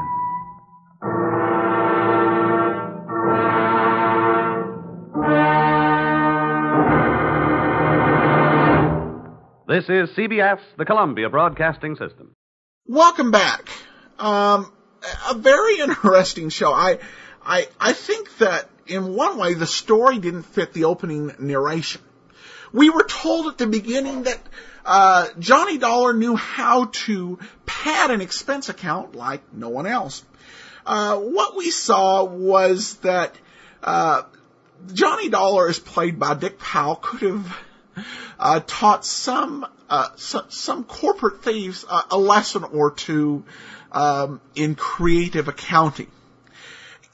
Including the shoe sign was padding the expense account. The $300 necklace, I think that would have been some serious fines in today's world. But it's old time radio, so it's all in good fun. All right. Well, we turn to comments. We've already gotten a few comments and emails on the show. That's much appreciated. I always encourage people to go and cast a vote at podcastalley.com. And particularly as we're getting started with a new show, your vote's important in helping us get started on the right foot. We've got a link to go and cast your vote for us over at Podcast Alley. So just go to greatdetectives.net, click the link, or just go to podcastalley.com and search for our vote page. I actually got a comment that gave me some thought as we were preparing the opening here. Dave from Gig Harbor writes in, "Hey Adam and gang, I'm really looking forward to this series. I've continued to enjoy both the very different podcasts Superman and Dragnet, and Adam's friendly introduction of these shows. Simply put, I'm a big fan. However, I'm a little concerned that those who are unfamiliar with Adam's relaxed and informal style may be ever so slightly put off by the length of the intro of this first podcast. As an attorney, it reminds me of one of my very early jury trials where, when delivering my final argument, I went on far too long, and rather than hitting them with some wit and pizzazz, I delved into the many mind-dumbing and detailed intricacies of my case. I'm afraid I lost that one. Adam, I appreciate your love and enthusiasm for this genre and for this new podcast. However, I'd recommend starting off with a more brief, succinct, and punchy opening that more quickly leads to the episode itself. Without further ado, as you like to say, once your audience is hooked on the shows and becomes more familiar with your style, things will go well. But don't scare them away with too much intro stuff." Well, I appreciate the comment. We had a lot going on, actually, in that first episode. It just, when you're introducing so much. We're introducing a great actor and a new show and really an entirely different format of doing detective shows. So that one was a little bit long. I think that the intros this week have been much shorter. And the reason for that, and why the first part of the shows is not going to be long, except perhaps on the yours truly Johnny Dollar side, is because most of the time we don't have the listener feedback and email, so they're going to be shorter. I decided this time, instead of reading emails and stuff before the show, to do it afterwards, just because fans of yours truly, Johnny Dollar, have been waiting so long to have a podcast out there covering their show. I decided to shorten up the intro on that one, and particularly be sensitive to the fact that we are introducing the show as well as a great actor in Dick Powell. So I appreciate the comment. Another one we got from Mike in Hillsboro, Oregon. "Adam is a great host for nostalgic radio programs. Check out his Dragnet podcast too. And if you are just listening to this show and haven't checked out the Dragnet, you can go over to radiodragnet.com and subscribe to that one as well." Emails. I got an email from Leslie concerned about the theme. Well, in answer to Leslie's question about the theme music, I actually decided I wanted a separate theme for this show as opposed to Dragnet. So we'll be having a new theme starting in week 3. listen for it. It actually came from an Armed Forces Radio Services broadcast of Pat Novak for Hire. And I think it works great for a detective show, and I think you'll really enjoy it, and I hope that it becomes a favorite signal. So, and she asked about, pointed out Jimmy Stewart on radio, that one of the best ways to hear Stewart on the radio is in The Six Shooter. This is an old-time radio western series starring Jimmy Stewart, which I found on iTunes. You might enjoy it. Well, thanks, and I appreciate that, Leslie. I had listened to one episode, and this past week, on Leslie's advice, I listened to 2 more episodes of The Six Shooter. It is actually a really good show. It's got a touch of lightness in it, particularly once you get past the pilot. Six Shooter with Jimmy Stewart, if you can get it somewhere, it is a fun show. There weren't too many of them made. The estimates out there for the number of shows made is somewhere between 41 and 45. So, thanks for the tip, Leslie. Another email we got here. Big fan of the Dragnet podcast. I'm looking forward to the new podcast, especially yours truly, Johnny Dollar. I was really close to trying my hand at doing my own yours truly, Johnny Dollar podcast, but I was afraid I would not have the time to actually complete it all on a regular basis. And hope the new shows are successful for you. I see you have some good background info on yours truly, Johnny Dollar, already on your site. And if you have not, I encourage you to check out the episodes of Jim Widner's podcast that were focused on yours truly, Johnny Dollar. I think he did a great job of providing background on the various Johnny Dollars, and has a great podcast that kind of petered out as of late due to what I assume is other things going on in his life. And thanks for the email, and I did go ahead and listen to that. It's a pretty interesting approach. He basically took episodes from each of the actors who performed as Johnny Dollar and put them together so you could get a sense of their style. Obviously, since I'm doing a different approach going through, you'll get to hear the second Johnny Dollar next week. And the Johnny Dollar after that, however, will be about 6 months down the line. So I'll go ahead and I'll include that link in the show notes over at greatdetectives.net. So you can go ahead and sample what might be ahead in the future of yours truly, Johnny Dollar. All right. Well, that's it for this week's show. Come back on Monday, Box 13 on Monday. Tuesday, Pat Novak for Hire. Wednesday, Let George Do It. Thursday, Sherlock Holmes. And Friday, yours truly, Johnny Dollar. Please join us again. From Boise, Idaho, this is your host, Adam Graham, signing off.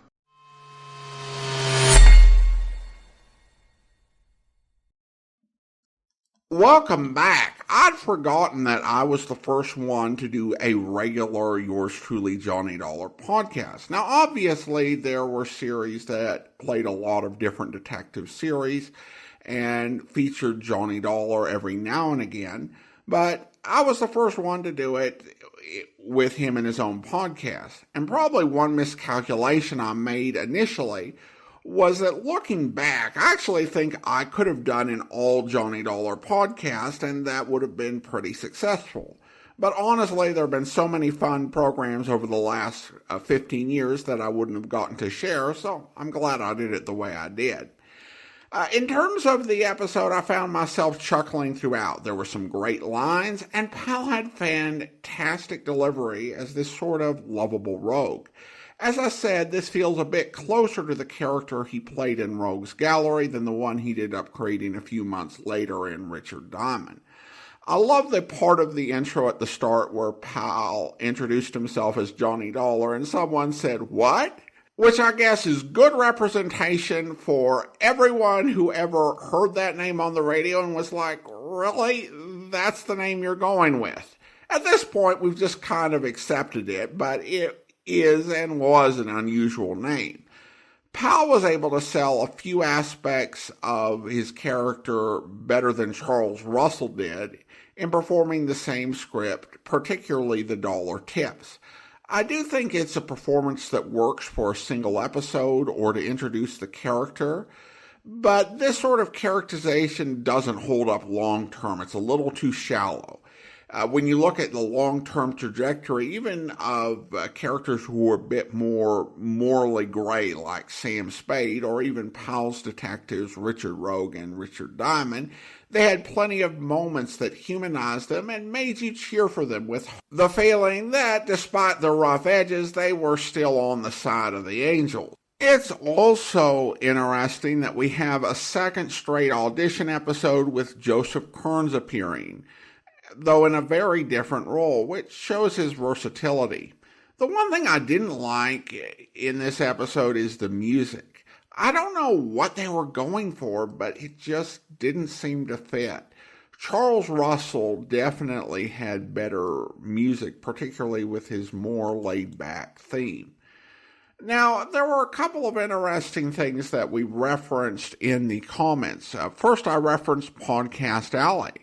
And when I was doing some research, I was actually shocked to find that the website is still there as a bit of a ghost website that's not been updated in 14 years. And they also have a Twitter feed that's also hasn't been updated in 14 years. But back in the day, it had a podcast directory, and you could vote for your favorite podcast. And we were usually pretty highly ranked, and I encourage people to go and vote on Podcast Alley. I don't know if it helped us grow, but you'll hear about that for the first year or two on the podcast. It was just one of those recommended podcast growth strategies that I read about back then. The other thing that was referenced was Jim Widner and the Radio Detective Story Hour. And that also is dormant, but still thankfully available. And I've actually found it very helpful on a wide variety of different programs. His show was just such a great resource on so many programs. And then later into some more of the mystery anthology stuff where he did some research and really went back into studying some of the original stories that detective programs were based upon. He retired the podcast in 2007, but you can still find it over at otr.com. It's a really incredible resource. I really appreciated the comments from Dave from Gig Harbor and Leslie. I've heard from Leslie since then, but I don't remember if I've heard from Dave. Both offered some really good constructive criticism that I took to heart. In my pilot episode, I went on and rambled way too long at the start of the episode. And even back on the Old Time Dragnet podcast, I would often have lengthy commentary at both the beginning and the end. The plan I discussed here was to have all the listener feedback on the Johnny Dollar episode and right at the start of the program, and that had some interesting outcomes. In some episodes, it would take between 10 and 12 minutes of going through feedback before we'd actually get into Johnny Dollar. We wouldn't have the problem the rest of the week, but it would be a bit of a traffic jam on Johnny Dollar Day. I think that it wasn't too long after that, probably within the first 100 episodes, that I settled into a system where I would read the feedback for the podcast that it was about. So I wouldn't read Jeff Regan feedback on the Johnny Dollar Day. And eventually I moved towards trying to be more succinct at the front of the podcast and saving the feedback and most of the commentary for after the show. As a general rule, there are exceptions, but that's been what I've gone for. And there are some opportunities I have to tighten things up, but I'll talk about that tomorrow. It's been fascinating going back and listening to these episodes. There were some mistakes made both in facts and presentation, and a lot of things I'd do differently if I were doing it today. But I'm glad I started the podcast when I did. The world of podcast in 2009 was really a wild west, and staking my claim 15 years ago is a big part of why the great detectives of old-time radio has been so successful. And for me, the entire 15 years has been a learning experience with all the changes in podcasting. For one, I remember being proud not only for my Podcast Alley ranking, but when I got the podcast optimized for Zune. That's how long I've been doing this. But I've also had an opportunity to learn more about old-time radio and not only dig into old-time radio detective programs, but also watch many movies and read books I never would have experienced if I'd never hosted this podcast. And I'm really thankful for that. And to all of you who've listened to the podcast over the years, I really appreciate your support and understanding. I've endeavored to share my love of these detective programs with you, and I had this vision from the start that we'd have listeners essentially virtually gathered around a virtual radio to listen to these programs. Your encouragement and support has made it happen, and we've had so many great interactions over the years. I'm really grateful for it. Now, if you are curious to hear more of our back catalog and check out our older episodes, I'll share some of the ways that you can do that. This podcast was inspired by archive composition posts that I put on YouTube, where I would take an entire week of podcasts and combine them into a single YouTube video. And you can find those compilations on our YouTube channel. We post a week worth of episodes twice a week, Tuesday and Saturday. And we're up to nearly 80 weekly compilations done. In addition, podcast-wise, I've created archive feeds so that you can listen to our old lineups of shows and episodes in chronological order. Our Volume 1 feed is at volume1.greatdetectives.net, collecting seasons 1 through 3. Our Volume 2 feed is at volume2.greatdetectives.net, collecting seasons 4 through 6. And we just launched our Volume 3 feed at volume3.greatdetectives.net, which has a few episodes posted for Season 7, and we'll continue to add more over the next year or so until we have all of Seasons 7 through 9 posted and available for your listening pleasure. Now it's time to thank our Patreon supporter of the day, and I want to go ahead and thank Judith. Judith has been one of our Patreon supporters since May of 2021, currently supporting the podcast at the Seamus level of $4 or more per month. Thank you so much for your support. And join us back here tomorrow as Season 16 gets underway with an episode of The Adventures of the Falcon where... All right, Waring, what's up? Well, I just lost a client. I thought you wue such a good detective. Yeah, so did my client. That's why he hired me. What changed his mind for him? A bullet? You mean I got to go to work? Well, that's up to you. I'm just reporting the murder like a good little citizen. When did it happen? Sometime last night. Name of the stiff? Spencer Hollister. 2 L's. Where'll I find him? Getaway Apartments, penthouse. You there now? Yep. Well, stay there. I'll be right over. All right, but as long as you're taking down the vital statistics, wouldn't you like to know the name of the murderer? You've got it? Got a pretty good idea. Yeah, I'm listening, Waring. Hollister hired me to check up on a character named Jack Landis. Landis was soliciting funds on a charity deal, big funds. Hollister suspected he was a phony. He hired me to check up. Well, I found out Hollister was right. Landis was a phony. Yesterday, I gave Hollister the dope. Today, I dropped ground to pick up the check he promised me and found him with a bullet in his inside. And you figure Landis put it there. Now, in that final episode we played today, I referenced the new theme, which we've now been playing for a little less than 15 years.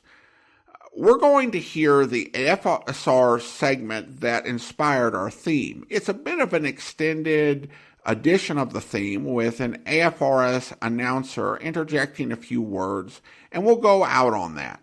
From Boise, Idaho, this is your host, Adam Graham, thanking you once again for 15 fantastic years and signing off. Music was composed and conducted by Basil Adlam. Be with us again next week when over most of these same stations we'll bring you Pat Novak for Hire.